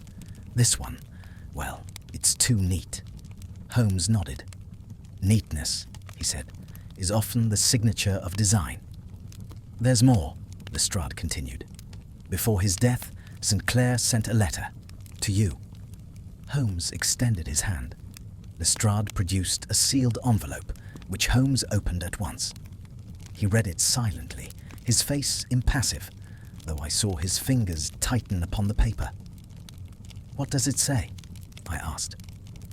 "It is," Holmes replied, "a confession composed under compulsion." He handed it to me. The letter was brief, written in a hand that strove for steadiness but failed. Sinclair claimed responsibility for withholding documents, for misleading Whitcomb, and for fostering delusions that had led to tragedy. He expressed remorse and begged forgiveness of those he had wronged. "It absolves everyone else," I said bitterly. "Conveniently." "Precisely," Holmes replied. "It is a document designed not to explain events, but to conclude them." Lestrade shifted uneasily. "The Home Office is satisfied," he said. "They're keen to close the matter." Holmes looked at him steadily. "And are you?" he asked. Lestrade met his gaze, then shook his head. No, he admitted, but satisfaction and truth don't always coincide. Holmes folded the letter carefully. Thank you, Lestrade, he said. You've done your duty, as far as you are permitted. After the inspector and his men departed, Holmes turned toward the window, his face set in stern lines. They have struck back, he said, and with speed. St. Clair was silenced, I said. Yes, Holmes replied, and made an example. He paced the room. They wish to demonstrate inevitability, he continued, to show that resistance leads only to obliteration. And the woman, I asked, is she safe? For now, Holmes said. But the pressure will increase. He stopped pacing and faced me squarely. Watson, he said, we have reached the point where inaction would be complicity. What do you intend? I asked. Holmes's eyes were alight with a cold, controlled resolve. I intend, he said, to make silence untenable. He sat down at his desk and began assembling papers, copies of Whitcomb's correspondence, notes from our investigation, and fragments of evidence carefully preserved. These documents, he continued, will not be published. Not yet. But their existence will be made known to those who believe they control the narrative. You will threaten exposure? I asked. No, Holmes replied. I will offer a choice. He paused, then added, a genuine one. That afternoon, Holmes sent messages by trusted intermediaries, cryptic invitations requesting private meetings, couched in language that suggested both discretion and consequence. By evening, replies had begun to arrive. They are uneasy, Holmes observed. Good. As night fell, the fog returned, denser than ever. From the window, Baker Street seemed to dissolve into a void, the lamps mere points of wavering light. Holmes stood beside me. Whitcomb believed, he said softly. The truth, once written, cannot be erased, only delayed. St. Clair learned that delay has a cost. And you? I asked. What do you believe? Holmes was silent for a moment. I believe, he said at last, that power depends upon the consent of those who submit to it. Withdraw that consent, even quietly, and power falters. A carriage passed below, its wheels muffled by the fog. They think, Holmes continued, that this affair can still be buried under official conclusions and tragic footnotes. They are mistaken. He turned from the window. The death of Geoffrey St. Clair, he said, has altered the balance. It has transformed a concealed injustice into an active crime. And what of justice? I asked. Holmes's gaze was steady. Justice, he replied, is not always achieved by courts. Sometimes it is achieved by making further injustice impossible. As I listened, I felt again that peculiar mixture of admiration and unease that Holmes so often inspired. We were moving now in territory where law, morality, and survival intersected in dangerous ways. The machinery of concealment had claimed another life, and in doing so had revealed its own vulnerability. The silence that had protected the royal secret for decades had finally been broken, not by revelation, but by fear. And fear, as Holmes well knew, was a language understood even by those who believed themselves untouchable. Somewhere in London that night, men in high places weighed risks and recalculated loyalties. And as they did so, I sensed that the final reckoning, though still distant, had become inevitable. The death of Geoffrey St. Clair cast a long shadow over the days that followed.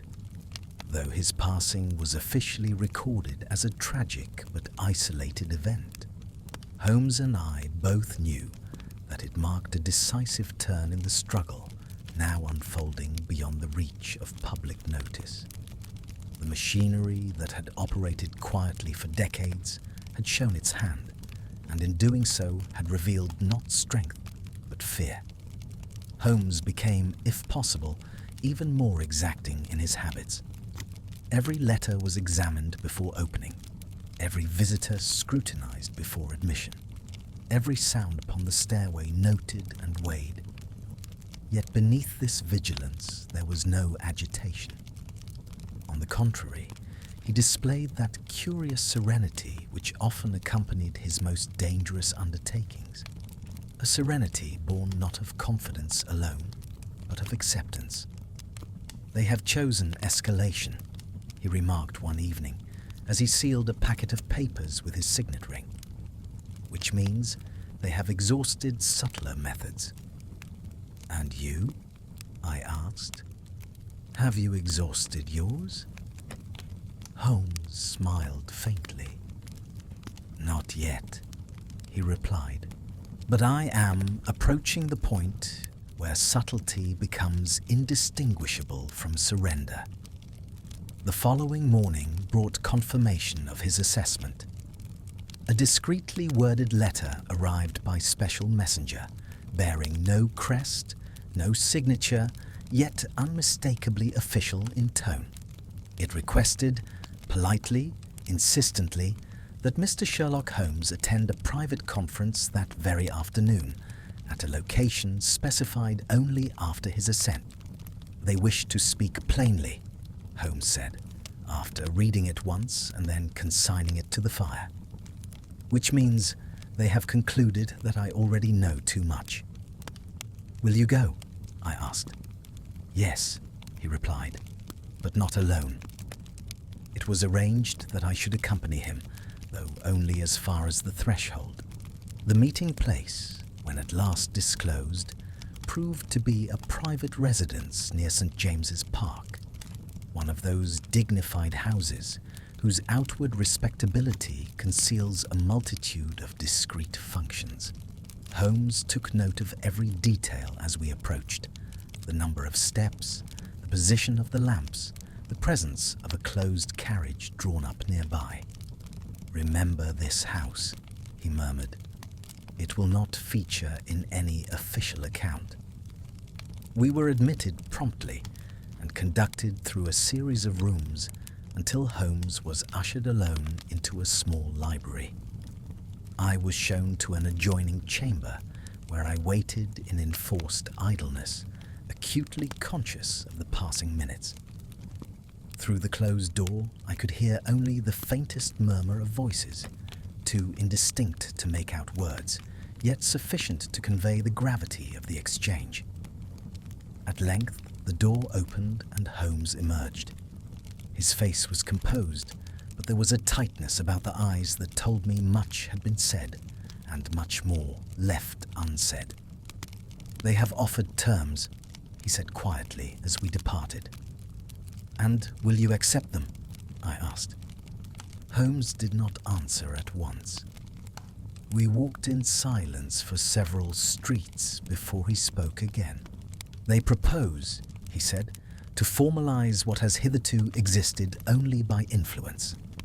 A legal fiction, Watson, a carefully worded settlement that recognizes no wrongdoing, admits no culpability, yet alters the conditions that made such wrongdoing possible." "In whose favor?" I asked. "In hers," Holmes replied. "Security, independence, an identity unencumbered by guardianship." "And the past?" I asked. Holmes's expression grew somber. "The past," he said, "is to remain unexamined." I considered this. "Is that sufficient?" I asked. "After Whitcomb? After St. Clair?" Holmes stopped and faced me. "No," he said, "it is not sufficient, but it may be necessary." He resumed walking. "This is not a contest between right and wrong in the abstract," he continued. "It is a negotiation between harm already done and harm yet to be prevented. And if you refuse? I asked. Then, Holmes replied, they will fight, not openly, but relentlessly, and others will suffer. That evening, we received confirmation through indirect channels that the woman had reached her place of refuge safely. Holmes read the message twice, then folded it with care. She is beyond their immediate reach, he said. That alters the equation. How so? I asked. Because, Holmes replied, they can no longer resolve this by controlling her.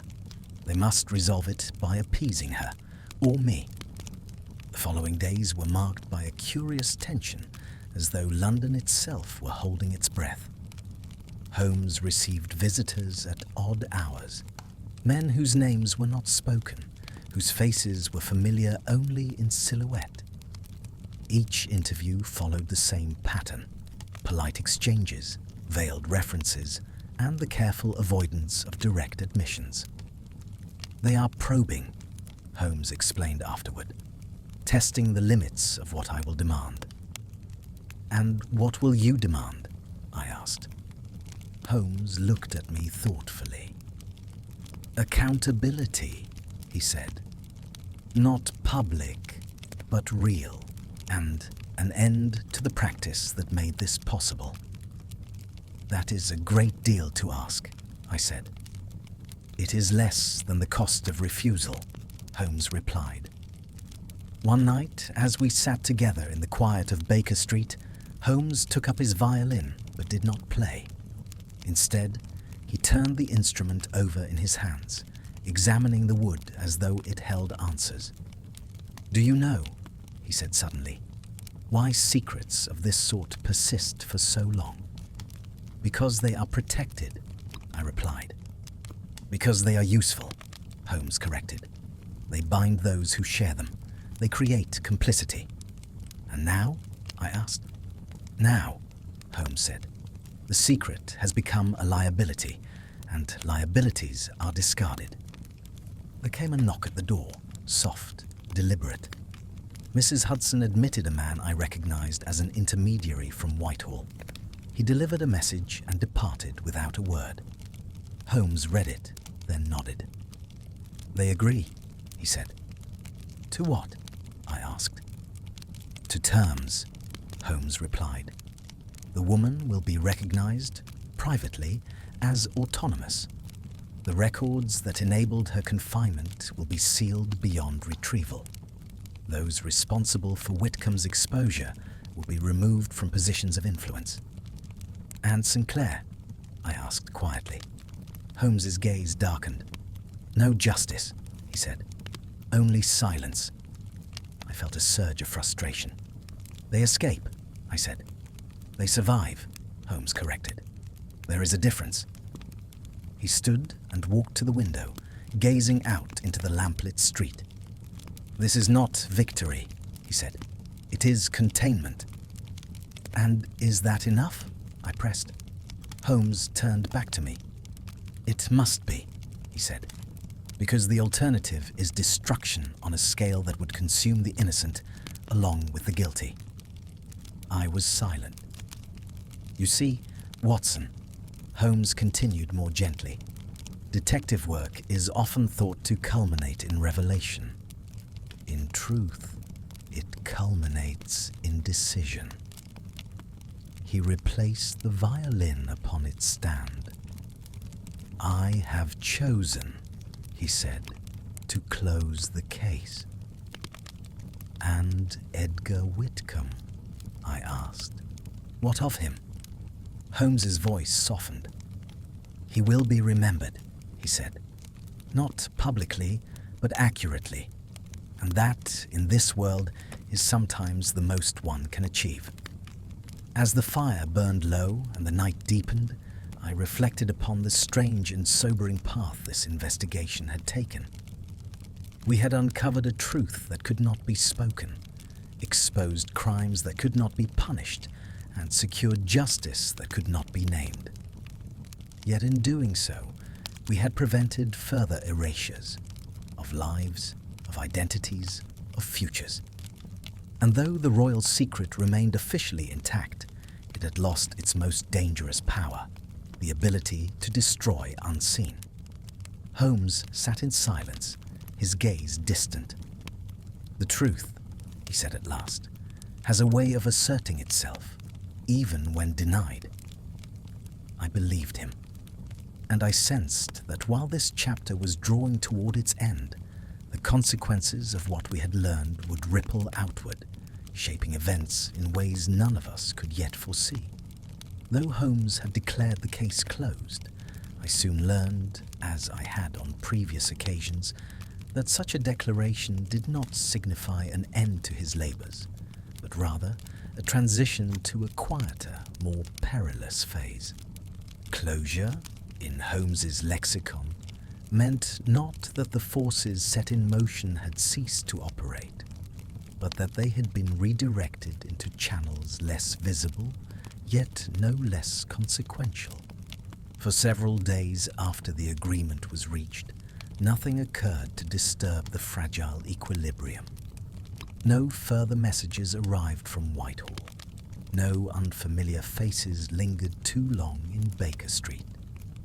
London resumed its habitual indifference, and the press found new scandals to pursue.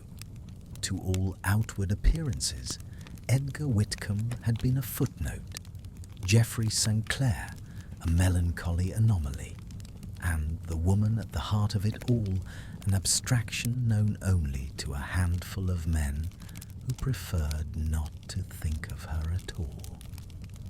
Holmes, however, remained watchful. "They will honor the letter of the arrangement," he said one morning as we shared breakfast, "because it is convenient to do so. Whether they honor its spirit is another matter entirely." "You expect trouble?" I asked. "I expect tests," he replied. "Those accustomed to command rarely relinquish it without one last experiment." His words were borne out that very afternoon.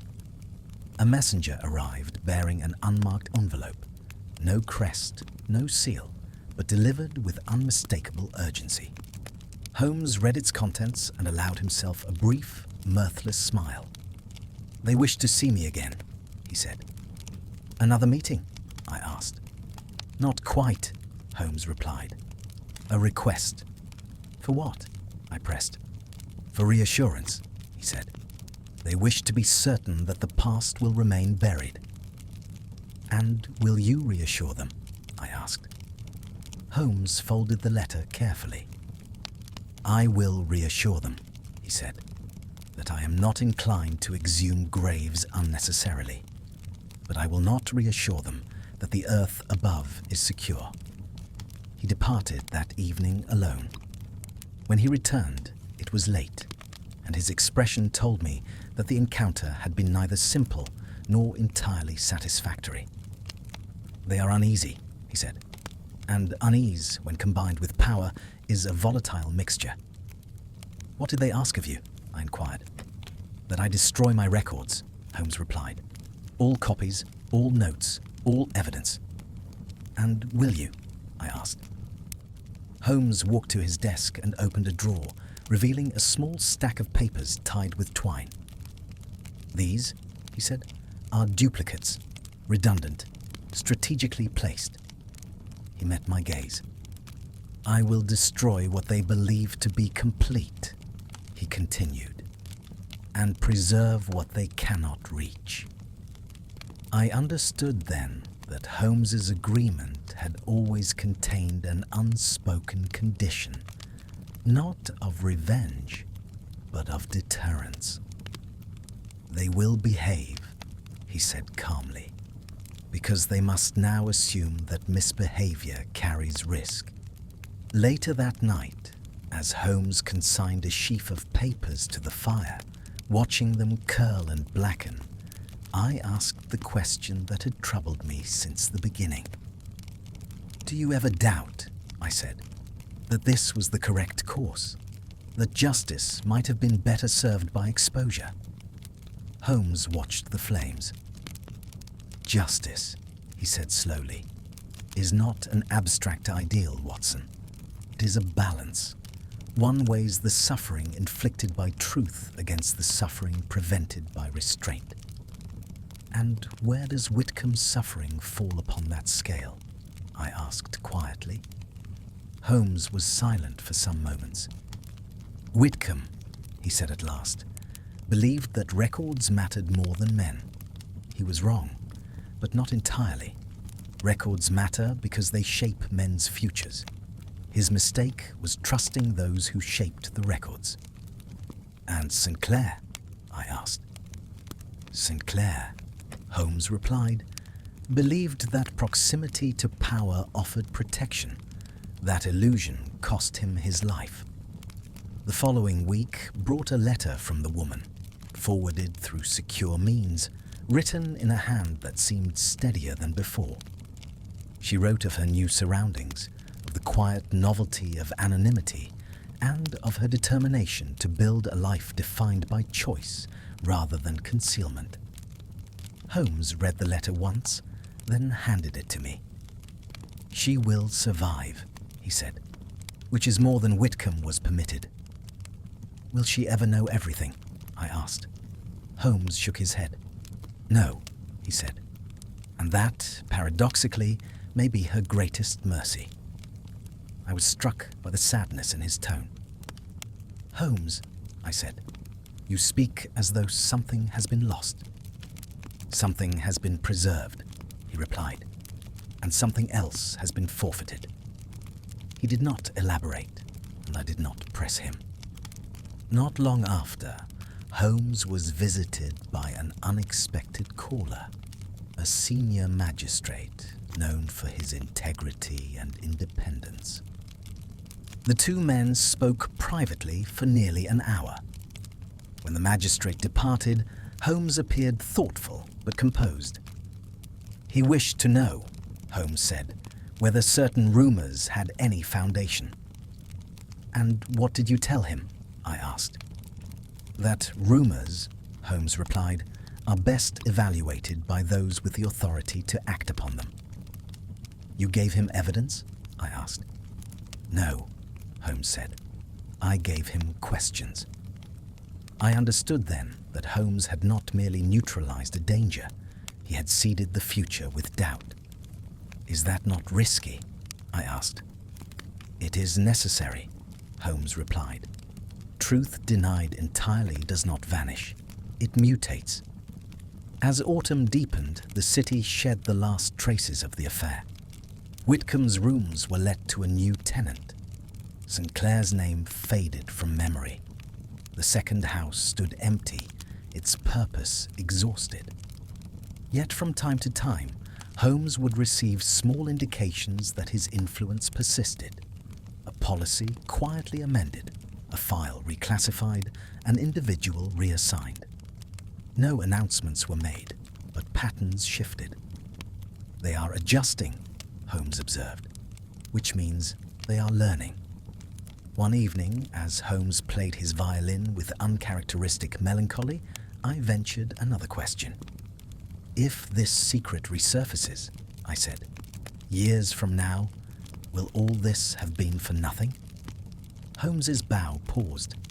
No, he said, because when it resurfaces, it will encounter a different world. He resumed playing, the melody low and reflective. Progress, he continued, is not made by revelation alone. It is made by erosion. I reflected upon the many cases I had shared with Holmes. Crimes solved, culprits exposed, justice served in clean, declarative fashion. This case had been different. It had demanded restraint rather than brilliance, patience rather than triumph.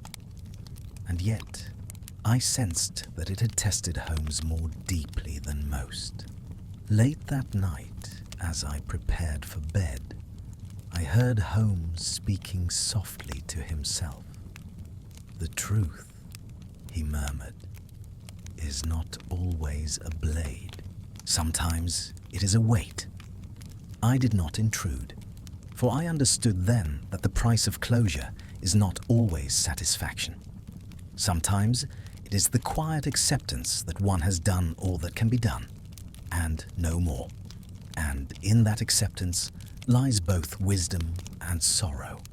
Winter returned to London with a severity that seemed almost deliberate, as though the city itself wished to seal what had transpired beneath layers of frost and soot. The pavements hardened underfoot, breath hung visibly in the air, and the river moved with a sluggish, iron resolve. To the casual observer, life went on unchanged. Yet to those attuned to subtler currents, something had shifted. I felt it daily in the glances exchanged between officials, in the careful neutrality of newspaper columns, and in the peculiar absence of certain familiar names from positions they had long occupied. Holmes noticed everything. "They are rearranging the board," he observed one morning as we watched the traffic from our window. Quietly, methodically. When powerful men lose confidence in their insulation, they begin to distance themselves from the source of danger. "And are we that source?" I asked. Holmes smiled thinly. "We are," he said, "a reminder." For several weeks, Holmes appeared to occupy himself with lesser matters, missing persons of modest means, fraudulent inheritances, a particularly tedious case involving a forged antiquity. Yet I soon perceived that these were chosen less for their intrinsic interest than for the opportunities they afforded him to observe certain individuals and institutions at work. Holmes was mapping reactions, noting which doors opened readily, which closed too swiftly, and which remained closed altogether. One afternoon, as we returned from such an errand, Holmes paused abruptly in the street. "Watson," he said, "tell me, what do you believe became of Edgar Whitcomb's dispatch case?" "I assume it was destroyed," I replied, "or sealed away." Holmes shook his head. "No," he said, "neither." He resumed walking, leaving me to follow in silence. "It was never meant to be destroyed," he continued, "only relocated." "And to where?" I asked. "To a place where its contents would be inert," Holmes replied, "neither actionable nor accessible." I frowned. "You mean an archive?" "A particular kind of archive," Holmes said. "One designed to preserve without acknowledgement." He stopped before a familiar building, a government repository whose function, though nominally administrative, had long been a convenient terminus for inconvenient materials. "Here," he said, "where secrets go to be forgotten." "You intend to retrieve it?" I asked. Holmes did not answer directly. "I intend," he said, "to confirm whether forgetting has been achieved. Through a series of introductions and permissions, some earned, others merely tolerated, we were admitted to the depths of the building. The air grew colder as we descended, the corridors narrower, the shelves more densely packed. Here lay the sediment of empire, correspondence, memoranda, drafts of policies never enacted, and explanations never published. Holmes moved with quiet confidence, consulting a ledger with practiced ease. "Ah," he murmured, "as I suspected." He gestured toward a particular shelf. There, bound in anonymous covers, lay a set of files marked only with dates and an innocuous reference number. Holmes withdrew one volume and opened it. "Empty," he said. "Empty?" I echoed. "Not physically," Holmes clarified. "Conceptually, everything of substance has been abstracted." "Removed?" I asked. "Neutralized," Holmes replied. He replaced the file carefully. "They have learned," he said. "Or they believe they have." "And you?" I asked. "I believe," Holmes said, that they have underestimated redundancy. That evening, Holmes received another letter, this one written in a careful, formal hand. He read it twice, then passed it to me. It was an inquiry, ostensibly academic, regarding the circumstances of Edgar Whitcomb's employment. The writer sought clarification on dates, duties, and transfers, citing a historical review of administrative practices. "They are testing the boundaries," Holmes said, "seeing whether inquiry still provokes resistance." "And will you respond?" I asked. "Yes," Holmes replied, "with precision." He drafted a reply that was meticulously accurate and utterly unrevealing, yet subtly suggestive in its completeness. It was a masterwork of controlled disclosure. "Will they understand?" I asked. Holmes smiled faintly. "They will understand," he said, "and they will stop." Yet even as these maneuvers played out, there remained an unease I could not quite dispel.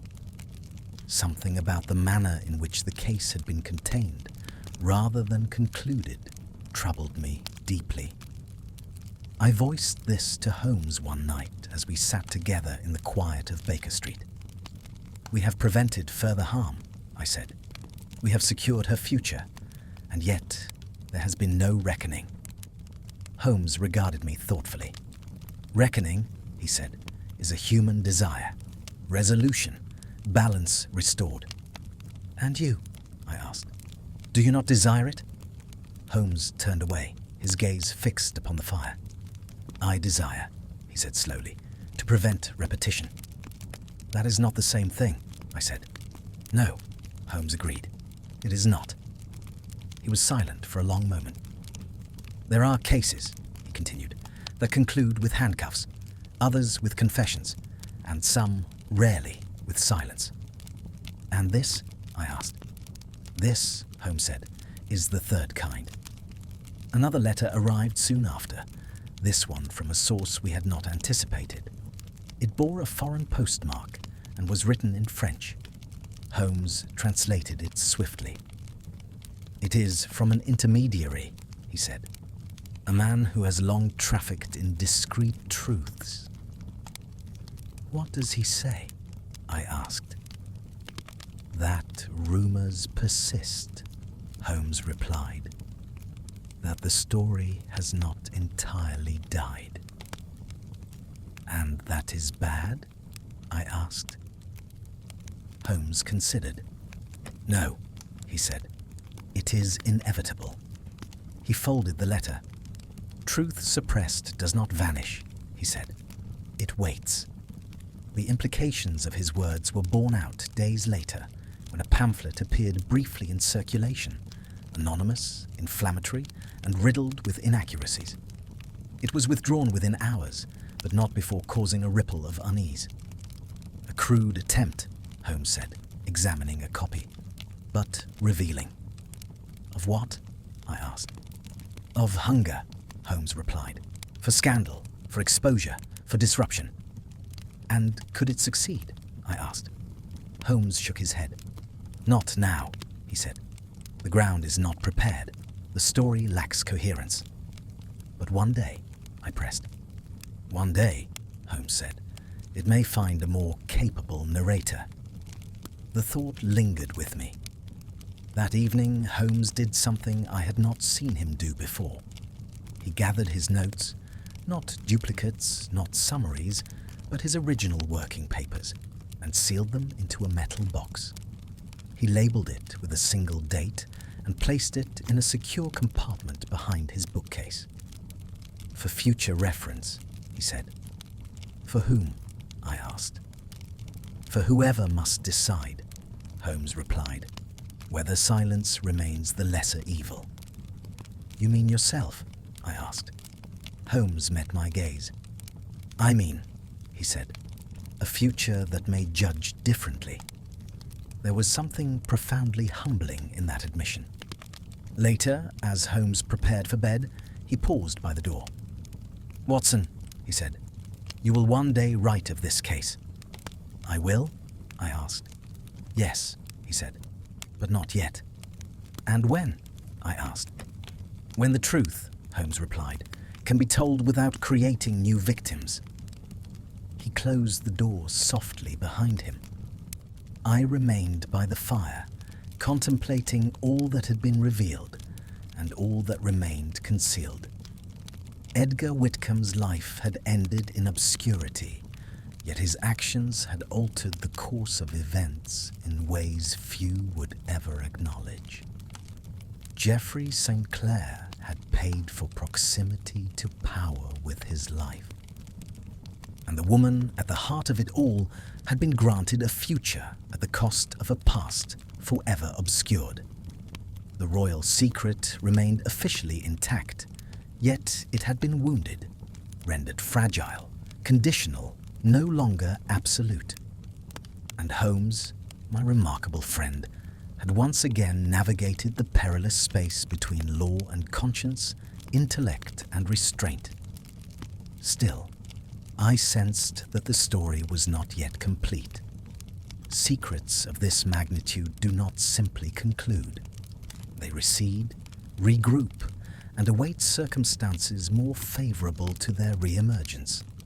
As the fire burned low and the winter wind whispered against the windows, I found myself wondering, not for the first time, whether the most dangerous mysteries are not those we fail to solve, but those we choose, deliberately and for the best of reasons, to leave unresolved.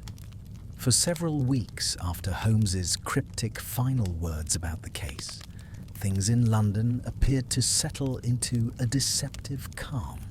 The public seemed to lose interest in Edgar Whitcomb, Geoffrey St. Clair, and the mysterious woman who had lived in the shadows of a royal secret. Even the most persistent gossip columns, always quick to latch onto the slightest hint of scandal, turned their attention to newer, more sensational stories. There were always new whispers to chase in a city as old and sprawling as London. But beneath the surface, things were far from resolved. Holmes was ever watchful, his keen eyes scanning every shift in the fabric of the city's political and social spheres. He made no overt moves, no grand declarations, but I knew better than to mistake his outward calm for inaction. Holmes had long understood that true power did not lie in the grand gestures or the public spectacles. It lay in the quiet moments, the subtle exchanges, the careful silences, the unspoken understanding between the few who truly understood the value of a secret. One evening, as we sat in the study at Baker Street, the stillness of the moment was shattered by a knock at the door. It was sharp and insistent, unlike the polite taps of usual visitors.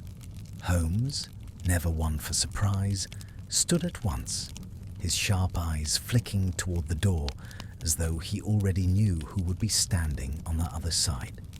"Mr. Holmes," said the man who entered, a figure draped in a long coat, his face obscured by the collar turned up against the evening's chill. His voice was strained, but there was a familiar weight to it. "I need your help." Holmes did not flinch at the interruption. He studied the man with an unreadable expression before speaking. "Help?" Holmes echoed. "From whom, and to what end?" The man, pale, nervous, clearly in distress, stepped fully inside.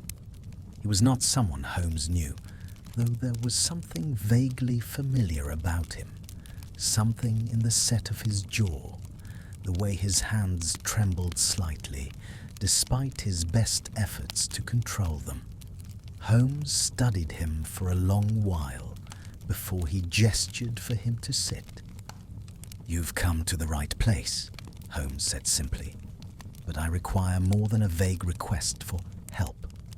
I need your name, your purpose, and your problem." The man glanced nervously at me, then back at Holmes. After a brief pause, he spoke, his voice laced with an air of desperation. "My name is Thomas Wainwright," he said. "I worked in the same office as Edgar Whitcomb, and I'm afraid I know things." "Things?" Holmes repeated. "That is an unusually broad statement." "Things that shouldn't have been kept secret," Wainwright pressed on, his voice growing firmer. "Things that, if known, could bring this whole system down." Holmes leaned forward, his eyes narrowing in interest. "Go on." Wainwright hesitated, and for a moment the silence in the room was almost unbearable. Finally he spoke, his voice low, as if afraid the walls themselves might hear. "Whitcomb was the key to a much bigger conspiracy. It wasn't just about an old birth record or some scandal buried long ago. No, he uncovered a system of blackmail, of extortion, of influence that goes straight to the heart of this government. And I was complicit. At first, just as an observer. But soon, I couldn't help but get pulled into it.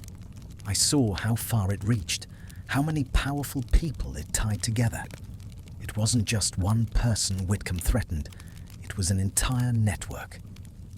Holmes sat back, his expression growing more intense. "Complicit?" he asked sharply. "Explain." Wainwright's eyes darted around the room, and I could sense the weight of the decision that had led him here, to the very doorstep of the man who had once solved the most delicate and dangerous of cases. "I was an assistant to a man named Carlton Forbes," Wainwright continued, his voice strained. "A well-known bureaucrat. He had influence over many government contracts, but he also kept several secrets. Whitcomb found one of them, a ledger detailing transactions with foreign agents, government officials, and businessmen who were, to put it kindly, less than above board. And when Whitcomb started asking questions he didn't have any right to ask, Forbes ordered me to monitor him." Holmes nodded slowly, his fingers steepling. "And you did," he said. Wainwright's eyes dropped. "Yes," he admitted. "At first, I just watched. But the deeper Whitcomb went, the more dangerous it became. And then, when I saw how much Forbes was willing to do to protect his interests, I realized that Whitcomb's life wasn't worth the paper his reports were written on." "So, you did nothing," Holmes said. "You stood by, complicit in his death." Wainwright's face flushed, his lips tightening. "I tried to warn him, Mr. Holmes. I tried to help him. But by the time I saw what Forbes was capable of, it was too late. I wasn't brave enough to stand up against him." Holmes leaned back in his chair, his fingers tracing the edge of his chair thoughtfully. "And now you come to me," he said, his voice cutting through the room like a razor. "After Whitcomb is dead, after St. Clair is dead, and after the woman, whoever she may be, has been hidden away." Wainwright flinched. "I didn't know where else to turn," he said, his voice shaking. "I'm not asking for redemption. I just want to make things right. I want to expose them before they do the same to me." Holmes was silent for a moment, his gaze fixed upon the nervous man before him. I could see his mind racing, running through 1,000 permutations, calculating the risks and the benefits of helping someone like Wainwright. Finally, he spoke. "You are asking me to do what you could not," Holmes said quietly. "To expose a system so deeply entrenched that its removal would shake the very foundations of power. But you come to me with nothing but your word and an unnamed ledger." Wainwright swallowed. "I can bring you the ledger," he said. "I can show you the names, the deals, the evidence that proves what I've told you. But I need your help, Mr. Holmes. The people involved are too powerful. I can't fight them alone." Holmes studied him, then rose and walked to the window, peering out into the foggy London streets below. His expression was unreadable. "You believe this ledger can bring down the entire system?" Holmes asked, his voice low and deliberate. "I know it can," Wainwright said, his voice strained. "But only if someone like you can make the truth known. You've already uncovered part of it, haven't you? Whitcomb was on the brink of exposing it, but he was silenced. Enough," Holmes interrupted. "This is not the time for half-truths." Wainwright went silent, his face paling as he understood the gravity of the situation. "Get me the ledger," Holmes said finally, "and we will see what can be done. But know this, Wainwright. Once we proceed, there is no turning back." "I understand," Wainwright said, his voice heavy with the weight of what he was asking. "But I have no choice." Holmes turned and met his gaze, the sharpness of his eyes belying the calm in his voice. "Then you will follow my instructions carefully. There can be no mistakes." As Wainwright departed, I remained in the room, turning over what had been revealed. It was clear that this new development, the rediscovery of a system of corruption so vast and intricate, had the potential to change everything we had learned so far. It was not simply about the birth of a child, the secrets of a royal household, or a few carefully hidden documents. It was about the power dynamics that shaped the very heart of the British Empire, and those who had been willing to do anything to preserve them. Holmes returned to his desk, his face impassive as he surveyed the mess of papers before him. "This case, Watson," he said after a long pause, "has not ended. It has merely entered a new phase, one in which the stakes are no longer personal, but institutional." I looked at him, recognizing that the quiet power of the past few months was about to collide with the harsh realities of exposure. "And what will you do?" I asked. Holmes's eyes gleamed with a dangerous clarity. "I will find the ledger," he said, "and when I do, I will expose everything." He paused, "but not until I am certain that the truth will not destroy more than it reveals." I watched him, knowing that the consequences of this decision would extend far beyond the reach of our small investigation. It was no longer just about a few lives. It was about the future of a system that had been built on lies, and the price that would be paid for uncovering them. We had come too far to turn back now.